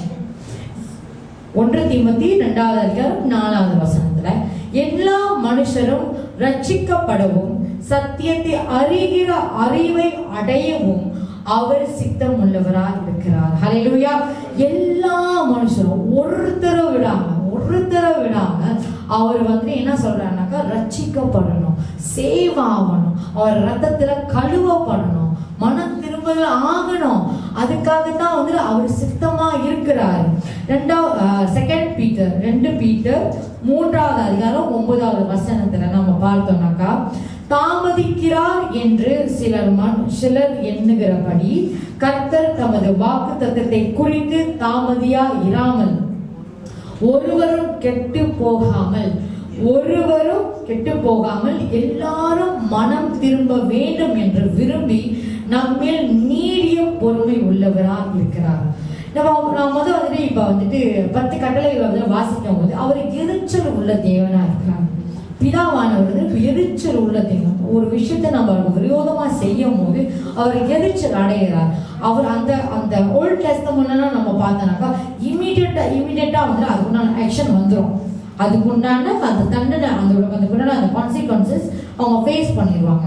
ஆனா இயேசு வந்ததுக்கு அப்புறம் வந்துட்டு அவரோட ரத்தத்தால கழுவப்பட்டு அவரோட அந்த கிருபையை பெற்றுக்கொள்ளுகிறது. கிருபையை பெற்றுக்கொள்றதுனாக்கா ஹைப்பர் கிரேஸ்ல அப்ப நிறைய பேர் வாழ்ந்துருக்கிறாங்க. எப்படின்னா, நான் இஷ்டம் போல வந்துட்டு நான் என்ன வேணாலும் பண்ணலாம், நான் இஷ்டப்படி வந்துட்டு நான் வந்துட்டு பாவம் செய்யலாம். ஹல்லேலூயா. அப்படிப்பட்டதான் வந்துட்டு ஹைப்பர் கிரேஸ்ல அவங்க வாழ்ந்து கொண்டு இருக்கிறாங்க. இப்ப வந்துட்டு இந்த வசனத்தை நம்ம பார்த்தோம்னாக்கா, சிலர் வந்துட்டு தாமதிக்கிறாரு, அவங்க பாவம் செஞ்சிட்டாங்க, அவங்களே தண்டிக்காம இருக்கிறாரு அப்படின்னு வந்துட்டு நம்ம யோசிப்போம். ஆனா அவர் என்ன செய்யறாருனாக்கா, அவர் வந்துட்டு யாருமே கெட்டு போக கூடாதபடிக்கு எல்லாரும் ரட்சிக்கப்படணுன்றதுக்காகத்தான் அவர் ரொம்ப பொறுமையா இருக்கிறார். இதே அவர் வந்துட்டு பொறுமையா இல்லாமல், நீடிய பொறுமை இல்லாமல், சாந்தம் இல்லாதவரா இருந்தாருன்னா நம்ம இன்னத்துக்கு வந்துட்டு அந்த அக்கியில வெந்திருக்கணும். ஹல்லேலூயா, அழிஞ்சு போயிருந்திருப்போம். ஆனா இயேசுவை கொண்டு வந்து நம்மளுக்கு இன்னும் கிருபையை கொடுத்து, நம்ம கிருபை என்னத்துக்குனாக்கா நீதியா வாழ்றதுக்கு, பரிசுத்தமா வாழ்றதுக்கு, திருப்பி பாவம் செய்யறதுக்கு இல்ல. ஹல்லேலூயா. அப்ப கர்த்தர் வந்து அந்த அளவுக்கு வந்து நம்ம அதிகமா நேசிக்கிறவரா இருக்கிறார். ஒருவரும் கெட்டு போகாமல் இருக்கிறது தான் அவருடைய சித்தம். ஹல்லேலூயா. இந்த வசனம் நான் வந்துட்டு இந்த யுத்தம் கர்த்தருடையது இதை பேசும்போது வந்துட்டு நான் விசுவாசிக்கிறேன், கர்த்தர் இன்னைக்கு நம்ம வந்துட்டு நீதிமான்களா நம்ம இருந்தோம்னாக்கா, பரிசுத்தமான வாழ்க்கையை வாழ்றதுக்கு நம்ம தேடினோம் நாடினோம்னாக்கா, நிச்சயமா நம்மளுக்கு உண்டான காரியத்தை நம்மளுடைய யுத்தத்தை அவரு செய்வார். ஹல்லேலூயா. நம்ம சொந்தமா செய்யணும்னு நினைச்சோம்னாக்கா அது வந்துட்டு கண்டிப்பா முடியாது. அவரு நம்மளுக்காக செய்யும் போது பெஸ்டா செய்வார். அதோட ரிசல்ட்டே வேற மாதிரி இருக்கும். ஹல்லேலூயா. அப்படிதான் நம்மளை நடத்துவார். Hallelujah. Praise the Lord. Praise the Lord. Praise the Lord. அருமையான மெசேஜ், அருமையான சாட்சி. தலைப்பே ரொம்ப அருமையாக இருக்குது. யுத்தம் கர்த்தருடையது. ஹல்லேலூயா. அவர் யுத்தம் செய்தாரு, யுத்தம் செய்யவும் வைப்பாரு. அந்த யுத்தத்துல பங்கு பெற்றவர்களுக்கு மட்டும்தான் தெரியும் யுத்தம் எப்படி இருக்கோ, எவ்வளவு போராட்டம் இருக்கோ, எவ்வளவு வலி இருக்கோ, எவ்வளவு பாதிப்புகள் இருக்கோ, ஜெயிப்போமா இல்லையா, அந்த எப்படி சொல்றது, அந்த ஹாட் சீட்ல இருப்போம். ஒரு சுடுதண்ணி காலில் ஊத்திட்டே இருந்தா எப்படி இருக்கு, நிக்க முடியுமா? அந்த மாதிரி அழகா ஒரு சாட்சி சொன்னாங்க நம்ம ஐசாக் பத்தி. அந்த டைம்ல வந்து பேரண்ட்ஸ் கிவ் அப் பண்ணிட்டாங்கம்மா, ஒரு பக்கம் கிவ் அப் பண்ணிட்டாங்க. டாக்டர்ஸ் எல்லாம் முடிவு எடுத்துட்டாங்க அவங்கள தனிப்பட்ட ஒரு இடத்துக்கு அனுப்பணும்னு சொல்லிட்டு, டியூ டு HIV இருக்கிறதுனால. விஷயத்தை வந்து என் தலையில இறக்கிட்டாங்க, இவங்கெல்லாம் ஃப்ரீ ஆயிட்டாங்க. ஸோ அந்த நேரத்துல யுத்தம் ஆரம்பிச்சது எனக்கு. அந்த யுத்தத்துக்கு சப்போர்ட்டிவா full and full Holy Spirit கூடவே இருந்தார். தேவாவியானவர் கூடவே இருந்தாரு. அந்த ஒரு வாரம் அந்த யுத்தத்துல ஜெயிக்க வச்சாரு. அதே நேரத்துல ஐசாக் பிறந்த கையோட ஒரு வாரம் NICல வச்சுட்டாங்க. என்னோட 2வது மகள் டோலிக்கு எப்படி நடந்ததோ அதே போல விஷயங்கள். போட்டோ அனுப்பி விடுங்கன்னு சொன்னா அவங்க வேற விதமான போட்டோ அனுப்பி இருக்கலாம். என்னோட மகளது போட்டோ 3 போட்டோ வச்சிருக்கிறேன். அந்த போட்டோ அதே மாதிரி அந்த போட்டோ நம்ம எடிட்டிங் பண்றதுக்குள்ள நம்ம போடுவோம். அதே மாதிரி போட்டோ, அந்த போட்டோ அந்த லைவ் அப்படியே திருப்புமா அந்த போட்டோ போட்டோக்குள்ள. ஸோ அதே போட்டோ வச்சு அதை பார்க்கறக்குள்ள எப்படி இருந்ததுனாக்கா, நான் போராடிட்டு இருக்கிறேன். என்னோட மகள் ஆல்ரெடி பலி கொடுத்தாச்சு. எனக்கு இந்த பையன் வேணும், எனக்கு இந்த பையனை தாங்க, இந்த பையன் கூட நான் வந்து என்ஜிபி ஊழியம் பண்ணணும். அதுதான் என்னோட ரிக்வெஸ்டா இருந்தது. அந்த யுத்தத்திலையும் கிட்டத்தட்ட ஒரு வாரம் 7 days இந்த போராட்டத்திலையும் ஜெயிச்சு, குழந்தையோட வாய்ஸே இல்லை, ஏன்னா மூச்சே இல்லை, எங்கிருந்து வாய்ஸ் வரும், கத்தி குரலை கேட்கல. ஆனா அந்த குழந்தைய மீட்டெடுக்கணும். ஏன்னா குழிக்குள்ள ஒரு குழந்தைய தான் நான் அடக்கம் பண்ணேன், இன்னொரு குழந்தைய என்னால அடக்கம் பண்ண முடியாது, என்னால தாங்க முடியாது. ஏன்னா நான் ஆல்ரெடி அவருக்கு பே பண்ணிட்டேன் என்னோட குழந்தைய. இந்த குழந்தைய நான் மீட்டெடுக்கணும். இதுதான் என்னோட யுத்தம். அந்த யுத்தத்துல ஆண்டவர் ஜெயிக்க வச்சாரு. அருமையான ஐசாக் எனக்கு ஒரு பரிசாக கொடுத்துட்டாரு. ஹல்லேலூயா. கர்த்தரின் பரிசுத்த நாமத்துக்கு ஸ்தோத்திரம். கர்த்தர் யுத்தம் செய்வார். கண்டிப்பா அவர் யுத்தம் செய்தாருங்க. இந்த காரியத்துக்காகன்னு மற்றும் இல்லை, வேற எந்த காரியமா இருந்தாலையும் அவர் நீதியா இருந்தா நமக்காக அவர் யுத்தம் நின்று செய்வார். நமக்காக வாதாடுவார், நமக்காக பரிதபிப்பார், நமக்காக அறிக்கை பண்ணுவார், நமக்காக முழங்காரிட்டு பிரார்த்தனையும் பண்ணுவார். ஹல்லேலூயா. இந்த NJPH ஆலயம் ஒரு சமாதானம் கொடுக்கிற ஒரு ஸ்தலமாக இருக்கு. சமாதானம் குலைச்சல் உண்டான எல்லா பிள்ளைகளும் வாங்க இந்த இடத்துல சமாதானத்தை பெற்றுக்கொண்டு போங்கன்னு தான் ஆண்டவர் தெரியப்படுத்துறார். நித்திய ஜீவன் 3 காரியங்கள் மட்டும்தான் பேசும். கர்த்தர், கர்த்தர், கர்த்தர். ஹல்லேலூயா. கர்த்தர் ரொம்ப அன்பானவர். அவரோட பாதத்துல நாம் எல்லோருமே சரணடைந்து அமருவோம், கீழ்ப்படிவோம். அவரை தவிர வேற யாருமே கிடையாதுங்க. அவ்வளோ அன்பான தேவன், அருமையான தேவன். இப்படிப்பட்ட தேவன், அன்பான தேவனை ஐயோ 40 வருஷம் நான் தொலைச்சிட்டேனே, பார்க்கவே இல்லையே நினைச்சேன். ஆனா கால தாமதமாக இருந்தாலையும் முழுமையா அவரை பார்த்து நான் ருசிக்க ஆரம்பிச்சிட்டேன். I'm tasting. அந்த ருசியை தான் உங்களுக்கு நான் ஷேர் பண்ணிட்டு இருக்கிறேன். நீங்களும் கொஞ்சம் டேஸ்ட் பண்ணி தான் பாருங்க அப்படின்ற ஒரு விஷயம் தான். இதுதான் என்னோட ஊழியத்தின் அழைப்பு. அவரோட அன்பு என்னை நெருக்கி ஏவுகிறது. கிறிஸ்துவின் அன்பு என்னை நெருக்கி ஏவுகிறது. அதனாலதான் பிள்ளைகளுக்கு பார்க்கிறவங்களுக்கெல்லாம் இயேசு உயிரோட இருக்கிறார். இயேசு அன்பான தேவன். நமக்காக யாருங்க பலியாக முடியும்? யாருமே பலியாக முடியாது. ஒருவன் தன் சிநேகிதனுக்கு தன் ஜீவனை கொடுப்பதை காட்டிலும் அதிகமான அன்பு ஒன்றுமே இல்லை. ஜீவனையே கொடுத்துட்டாரு. இதை விட அன்பு வேற எது இல்லையாமா? ஹல்லேலூயா. அவரோட அன்பு எல்லையில்லாத அன்பு. நம்ம அந்த அன்புக்கு தான் நம்ம எல்லாருமே அடிமை ஆகணுமே தவிர பிசாசு கிடையாது.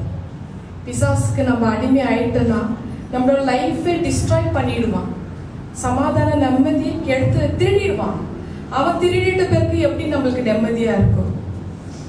இயேசுக்கு முழுமையா ஒப்பு கொடுத்து இடம் கொடுப்போம். அந்த அன்பின் ஸ்வரூபத்தை நம்ம உள்ளுக்குள்ள நம்ம வைத்து கொண்டு அவரை தெய்வமாக நம்ம வணங்குவோம். நம்ம வீட்டுல அவர் தான் தெய்வம். ஹல்லேலூயா. உம் அன்புக்கு நான் அடிமையானேன், உம்மோடு நானும் இசைந்திருப்பேன். உம் வார்த்தையாலே என்னை உருவாக்கி உம் சித்தம் செய்ய என்னை அளித்தீர். உம் அன்புக்கு நான் அடிமையானேன், உம்மோடு நானும் இசைந்திருப்பேன். உம் வார்த்தையாலே என்னை உருவாக்கி உம் சித்தம் செய்ய என்னை அழைத்தீர். உம்மை மறவே நான் உம்மை மறவே, பிறருக்காய் உம்மை விட்டு கொடுக்க மாட்டேன். உம்மை மறவே நான் உம்மை மறவே, பிறருக்காய் உம்மை விட்டு கொடுக்க மாட்டேன். எத்தனை போராட்டங்கள் வந்தாலும் நான் உம்மை விட்டு போகவே மாட்டேன். என் காலில் சறுக்கி நான் விழுந்தாலும் கரம் பிடித்துக் கொள்வேன். மனிதரின் வார்த்தையால் ஒடுக்கப்பட்டேன். மனிதரின் வார்த்தையால் ஒடுக்கப்பட்டேன். உம் வார்த்தை ஒன்று தேற்றுதே.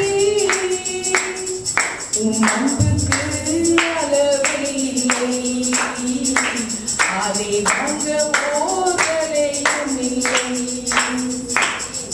உம் அன்புக்கு அளவே இல்லை, அதை வாங்க போதலையும் இல்லை.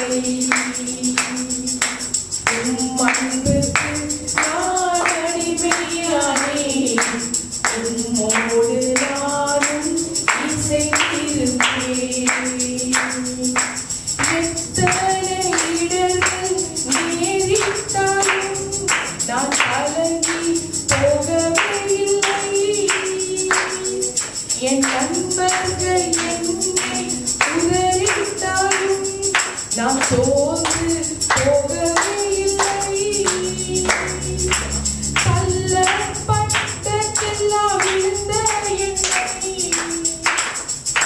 தள்ளப்பட்டதெல்லாம் விழுந்த என்னை மேல உயர்த்தி வைத்தீர். உன் அன்புக்கு அளவே இல்லை, அதை வாங்க ஓரலையும் இல்லை. உம் அன்புக்கு நான் அடிமையானேன், உம்மோடு நானும் இசைந்திருப்பேன். உம் வார்த்தையாலே என்னை உருவாக்கினீர். உம் சித்தம் செய்ய என்னை அழைத்தீர். உம்மை மறவேன், நான் உம்மை மறவேன். பிறருக்காய் உம்மை விட்டு கொடுக்க மாட்டேன். ஹல்லேலூயா. கர்த்தரின் பரிசுத்த நாமத்துக்கு ஸ்தோத்திரம். உங்களுக்கு சமாதானம் உண்டாகட்டும். Piece be with you all. Piece be with you all. ஒருவருக்கொருவர் சமாதானத்தை பெற்றுக் கொள்வோம். ஹல்லேலூயா. எல்லாரும் எழுந்து நின்று கர்த்தர் நமக்கு சொல்லி கொடுத்த ஜெபத்தை நாம் சொல்லுவோம். பரமண்டலங்களில் இருக்கிற எங்கள் பிதாவே, உம்முடைய நாமம் பரிசுத்தப்படுவதாக, உம்முடைய ராஜ்யம் வருவதாக, உம்முடைய சித்தம் பரமண்டலத்திலே செய்யப்படுவது போல பூமியிலேயும் செய்யப்படுவதாக. எங்களுக்கு வேண்டிய ஆகாரத்தை இன்று எங்களுக்கு தாரும். எங்களுக்கு கடனாளிகளுக்கு நாங்கள் மன்னிக்கிறது போல எங்கள் கடன்களை எங்களுக்கு மன்னியும். எங்களை சோதனைக்கு உட்பட பண்ணாமல் தீமையை நின்று எங்களை ரட்சித்துக் கொள்ளும். ராஜ்யமும் வல்லமையும் மகிமையும் என்றென்றைக்கும் உடையவைகளே. ஆமென். இங்கிலீஷ்ல சொல்லுவோம். Our Father in heaven, hallowed be your name. Your kingdom come. Your will be done on earth as it is in heaven. Give us today our daily bread and forgive us our debts, as we also have forgiven our debtors. And lead us not into temptation, but deliver us from the evil one. For yours is the kingdom and the power and the glory forever. Amen. எல்லாரும் உட்காரணும். உங்களோட அன்பு காணிக்கைகளை கையில எடுத்துக்கங்க. நீங்க கொடுக்கிற காணிக்கைகளை ஆண்டவர் ஆசீர்வதித்து 30, 60, 100 ஆகும்படியாக அவர் ஆசீர்வதித்தார். ஹல்லேலூயா. கர்த்தரின் பரிசுத்த நாமத்துக்கு ஸ்தோத்திரம். திருவிருந்து பண்டிகை ஆயத்தமாகுவோம். ஹல்லேலூயா. ஆண்டவராகிய இயேசு கிறிஸ்து தன்னை காட்டி கொடுக்கும் அந்த ராத்திரி பந்தியில் சொன்ன வார்த்தையை நாம் நினைவு கூறுவோம். இயேசு கிறிஸ்து அப்பத்தை தன் கையில் எடுத்து அதை ஸ்தோத்தரித்து அதை பிரித்து, இது உங்களுக்காக பிக்கப்பட்ட என்னுடைய சரீரம், இதை வாங்கி உண்ணுங்கள், என்னை நினைவு கூறும்படியாக இதை செய்யுங்கள். அதை நாம் செய்வோம். இது இயேசு கிறிஸ்துவின் சரீரம். ஆமென். ஆமென். அந்தபடியே ஒரு பாத்திரத்தில் திராட்சரசத்தை எடுத்து, இது உங்களுக்காக சிந்தப்பட்ட என்னுடைய இரத்தம், இது என்னுடைய புதிய உடன்படிக்கை ஆகும், இதை வாங்கி பருகுங்கள், என்னை நினைவு கூறும்படியாக இதை செய்யுங்கள். அதை நாம் செய்வோம். இது இயேசு கிறிஸ்துவின் இரத்தம். ஆமென். இறுதி ஜெபத்துக்கு ஆயத்தமாகவும் எல்லாரும் கண்களை மூடி நம்ம ஜெபிப்போம். Thank you Jesus. நன்றி அப்பா, நன்றி ராஜா. நல்ல வார்த்தை கொண்டு ஆண்டவரே மகள் மூலமா நீங்க பேசுறதுக்காக உமக்கு நாங்க நன்றி செலுத்துகிறோம் ராஜா. உங்களால மட்டும் தாப்பா யுத்தம் எங்களுக்காக செய்ய முடியும், வேற யாராலும் செய்ய முடியாது ராஜா. ஆண்டவரே நீங்க தாப்பா வானத்தையும் பூமியும் படைத்த தேவன் அப்பா. சேனைகள் கர்த்தாவே உமக்கு நாங்க எப்போதும் நாங்க நன்றி செலுத்துகிறோம் ராஜா. ஆண்டவரே உண்மையாக உத்தமமாக நீதியாக இருக்கிறவங்க மத்தியில ஆண்டவரே நீங்க எங்களுக்காக வாதாடி ஆண்டவரே எங்களுக்காக பரிந்து பேசி எங்களுக்காக யுத்தம் செய்து எங்களை ஜெயம் கொண்டு நாங்க வாழ்றதுக்கு ஒரு கிருபை நீங்க கொடுத்ததுக்காக நன்றி அப்பா. உங்களோட அன்பு தயவுனால ஒவ்வொரு பிள்ளைகளும் நீங்க நிரப்புங்க சுவாமி. ஆண்டவரே பிள்ளைகள் என்ன கஷ்டங்களோட துயரங்களோட இந்த இடத்துல வந்திருக்கிறாங்களோ அதை நீங்க கண்ணோக்கி பாருங்கள் ராஜா. தேவன் ஆண்டவரே, நீங்க இருதயத்தை பார்க்கிற தேவன், நீங்க முகத்தை பார்க்க மாட்டீர், இருதயத்தை பார்க்கிற தேவன். அதுல என்ன குறைகள் இருக்கோ ஆண்டவரே, அதெல்லாம் நிறைவாக நீங்க மாத்துங்கள் ராஜா. அவங்களோட உள்ளத்துல இருக்கிற சஞ்சலங்களை நீங்க தீர்த்து வைங்கள் ராஜா. கவலைகளை நீங்க தீர்த்து வைங்கள் ராஜா. கோரிக்கைகளை நீங்க தீர்த்து வைங்கள் ராஜா. ஒவ்வொரு விண்ணப்பத்துக்கும் ஆண்டவரே இந்த நாள்ல பதில் நீங்க கொடுத்து அனுப்புங்கள் சுவாமி. இந்த இடத்தை விட்டு பிள்ளைகள் போகக்குள்ள சமாதானத்தோடு போகட்டும் ராஜா, அமைதியோடு போடும், சாத்தத்தோடு போகட்டும் சுவாமி. அதற்காக நான் ஜெபிக்கிறேன்ப்பா. இந்த மாதம் முழுது யாரெல்லாம் பிறந்த நாள் கொண்டாடுறாங்களோ, திருமண ஆண்டு விழா கொண்டாடுறாங்களோ, அத்தனை பேரும் நீர் ஆசீர்வதிக்கணும் ராஜா. அதற்காக நான் ஜெபிக்கிறேன்ப்பா. நீ ஆண்டவரே மலேசியா தேசத்தை நீர் ஆசீர்வதிக்கணும், என் ஊழியத்தை நீர் ஆசீர்வதிக்கணும் ராஜா. Thank you Lord, thank you Jesus. ஸ்தோத்திரம். ஹல்லேலூயா, ஹல்லேலூயா, ஹல்லேலூயா. சுத்த நாமத்துக்கு ஸ்தோத்திரம். கர்த்தாவே நன்றி ஆண்டவரே. அப்பா, அந்த நாளில் நீங்க பேசின ஒவ்வொரு வார்த்தையும் ஆண்டவரே அந்த இருதயத்துல தங்கி அதன்படி நாங்க வாழ கிருபை செய்யுங்க ஆண்டவரே. அப்பா, நீங்க செஞ்சீங்க அப்பா. ஆமா ஆண்டவரே, இது தேவனுடைய யுத்தம் சொல்லி நீங்க பேசின ஒவ்வொரு வார்த்தையும் ஆண்டவரே உண்மையும் உத்தமமோ நீதியும் நேர்மையும் நியாயமாமே தேடுகிற வேலையை அந்த மத்தியில இறங்கி வந்து நீங்க அற்புதங்களை அதிர்ச்சிகளை செய்கிற தேவனை நீ இருக்கிறீராச்சா. அதே போல ஆண்டவரே இந்த வார்த்தை மூலமா எல்லாம் நடக்கும்படி கர்த்தர் நல்ல கிருபை செய்யுங்க, அற்புதம் செய்யுங்க. எல்லாம் உடைய கருத்துல ஒப்புவித்து ஜெபிக்கிறேன் அப்பா. அப்பா, இந்த நேரத்துல இந்த வேலையில ராஜா எஞ்சிபி குடும்பத்தை ஒவ்வொரு குடும்பத்தையும் திரு கருத்துல நான் ஒப்புவித்து ஜெபிக்கிறேன் ஆண்டவரே. ஒவ்வொரு குடும்பத்தையும் ஒவ்வொரு நாளும் கண்ணின் இமை போல பாதுகாத்து கொண்டு ஒவ்வொருடைய தேவையெல்லாம் சந்திச்சு அற்புதமா அதிசயமா நடத்தி கொண்டிருக்கிற கிருபைக்கு நன்றி அப்பா. ஒவ்வொரு குடும்பையும் பேர் சொல்லி தொட்டு ஆசீர்வதித்து ஒவ்வொருட தேவை என்னதென்று ஆராய்ந்து நீ அறிந்து அப்பா அதன்படி நீ நடத்தி கொண்டிருக்க கிருபைக்கு நன்றி அப்பா, நன்றி அப்பா, நன்றி அப்பா. பிதா குமாரன் பரிசுத்த ஆவியோட அன்பு ஐக்கியம் ஒவ்வொரு குடும்பத்து மேல பெருகி அப்பா ஒவ்வொரு நாளும் பாதத்துல அமர்ந்து ஜெபிக்கிற வேலை அபிஷேகத்தாலும் வல்லமினாலும் நிரப்பி அவங்களை நீங்க நடத்தி கொண்டிருக்க அந்த கிருபைக்கு நன்றி அப்பா. என்ஜிபி குடும்பத்தில் உள்ள ஒவ்வொரு சிறு பிள்ளைகளையும் படிக்கிற பிள்ளைகளும் திரு கரத்துல ஒப்புவிக்கிறேன். நல்ல ஞானத்தை அறிவை கூட்டி கொடுத்து படிப்பை கொடுத்து ஊழியக்கார பிள்ளைகளை எலும்பும்படி ஜெபிக்கிறேன் ஆண்டவரே. அப்பா, ஒவ்வொரு பிள்ளைகளையும் ஆபத்திலையும் விபத்திலையும் காத்து கொண்டு நீங்க நடத்தி கொண்டிருக்கிற அந்த கிருபைக்கு நன்றி அப்பா, நன்றி அப்பா. என்ஜிபி குடும்பத்தை உடைய திரு கரத்துல ஒப்புவிக்கிறேன். ஆவி ஆத்மா சரிகிற ஒப்புவித்து ஜெபிக்கிறேன் அப்பா. எல்லாம் வல்ல நசரனாகிய இயேசு கிறிஸ்து நாமத்தில் ஜெபிக்கிறேன் ஜீவனுள்ள பிதாவே, ஆமென். அப்பா, இது ஆண்டவரே. அப்பா, டாக்டர் சுமித்ரா பிரகாஷ் கரத்துல ஒப்புவித்து ஜெபிக்கிறேன் ஆண்டவரே. அப்பா, அந்த ஆவிக்குரிய தாயை எங்களுக்காக நீ கொடுத்த கிருபைக்கு நன்றி அப்பா. அப்பா, அந்த ஆவிக்குரிய தாயை எங்களுக்கு நியமிச்சு கொடுத்த கிருபைக்கு நன்றி அப்பா. அப்பா, அந்த பாக்கியத்தை சிலாக்கியத்தை ஒவ்வொரு மகனுக்கும் மகளுக்கு நீ கொடுத்த அந்த கிருபைக்கு நன்றி அப்பா. ஆவிக்குரிய தாய் அப்பா, எவ்வளோ ஜனங்களுக்கு அற்புதங்களும் அதிசயங்களும் அவங்க மூலியமா நடந்திருக்க ஆண்டவரே. அப்பா, சேத்துல கடந்தவங்க பாவ வாழ்க்கையில வாழ்ந்து கொண்டிருந்தாங்க, புள்ளி செய்வன மந்திரத்துல வாழ்ந்து கொண்டிருந்த ஜனங்களை ஏசப்பா இந்த தாய் மூலியமா அவங்களை மீட்டு ஒரு நல்ல புது வாழ்க்கையை கொடுத்து அப்பா அற்புதமா அதிசயமா நடத்தி கொண்டிருக்கிற கிருபைக்கு நன்றி அப்பா. இன்னும் அநேக ஜனங்கள் அப்பா இந்த யூடியூப்ல பார்த்து கொண்டு இருக்கிற பிள்ளைகளும் அந்த வார்த்தை மூலியமா தாயார் பேசுற ஒவ்வொரு வார்த்தையும் கேட்டு அதன்படி வாழ இன்னும் எவ்வளவு ஜனங்கள் சிக்கி தவிச்சு கொண்டு இருக்கிறாங்க பாவ வாழ்க்கையிலும் அப்பா நாசத்திலையும் மோசத்திலையும். இந்த வார்த்தை அவங்க இருதயத்தை தொடரணும், மனக்கண்களை திறக்கணும் ஆண்டவரே. அப்பா, இன்னும் ஆவிக்குரிய தாயை அந்த தேடி வர கிருபை செய்யுங்க. இந்த சபை அப்படி நிரம்பணும் ஆண்டவரே. அப்பா, நீங்க அற்புதம் அதிசயங்கள் செய்கிற தேவன் ஆண்டவரே. எவ்வளவோ அற்புதம் செஞ்ச தேவன் இது கண்டிப்பா செய்வீர் ராஜா. இந்த யூடியூப் மூலமா பாக்குற ஒவ்வொரு ஜனங்களும் மனக்கண்களை திறக்கணும். இது தேவனோட அற்புத அதிசயத்தை இந்த சபையில காணும்படி கிருபை செய்யுங்க. அநேக ஜனங்களை இழுத்துக்கிட்டு வாங்க ஏசப்பா. அநேக ஜனங்களுக்கு மத்தியில் நிரம்பணும் அப்பா.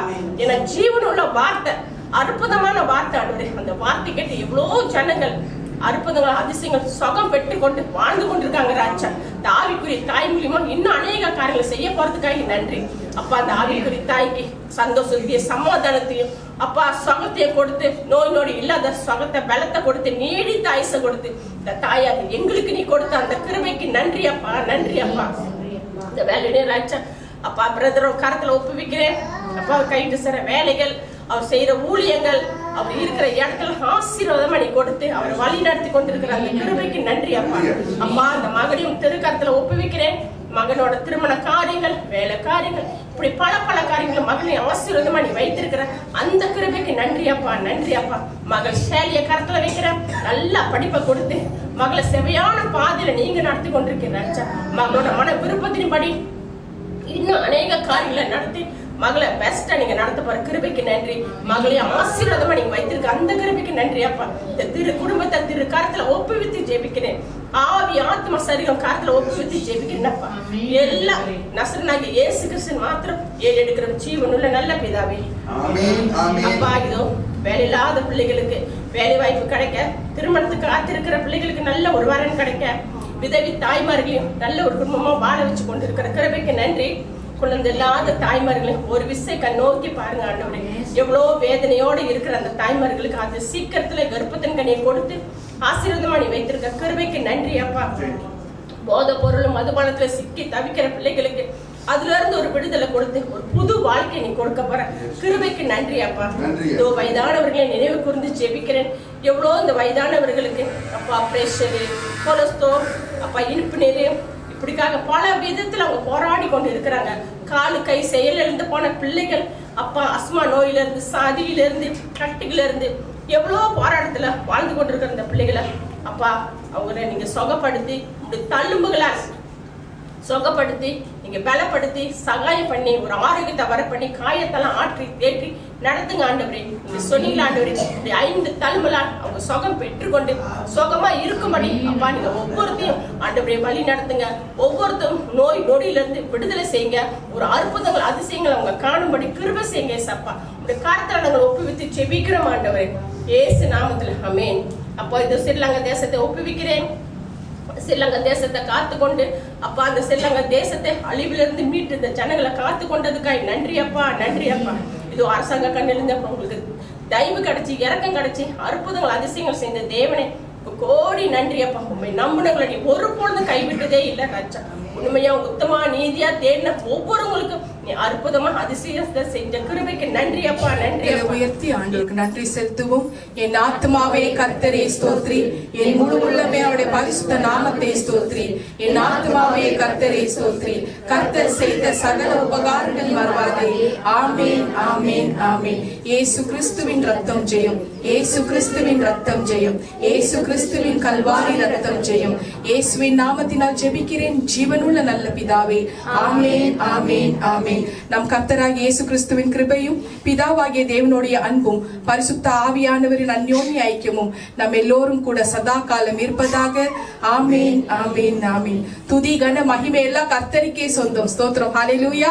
Praise the Lord. நித்திய ஜீவன் பிரேயர் ஹவுஸ், நித்திய ஜீவன் ஜெப வீடு என்கிற கர்த்தருடைய ஆசீர்வாதமான வீடியோகளை கண்டு தேவ கிருபையை பெற்றுக் கொள்வீர்களாக. கர்த்தர் உங்களை ஆசீர்வதிப்பாராக. ஆமென்.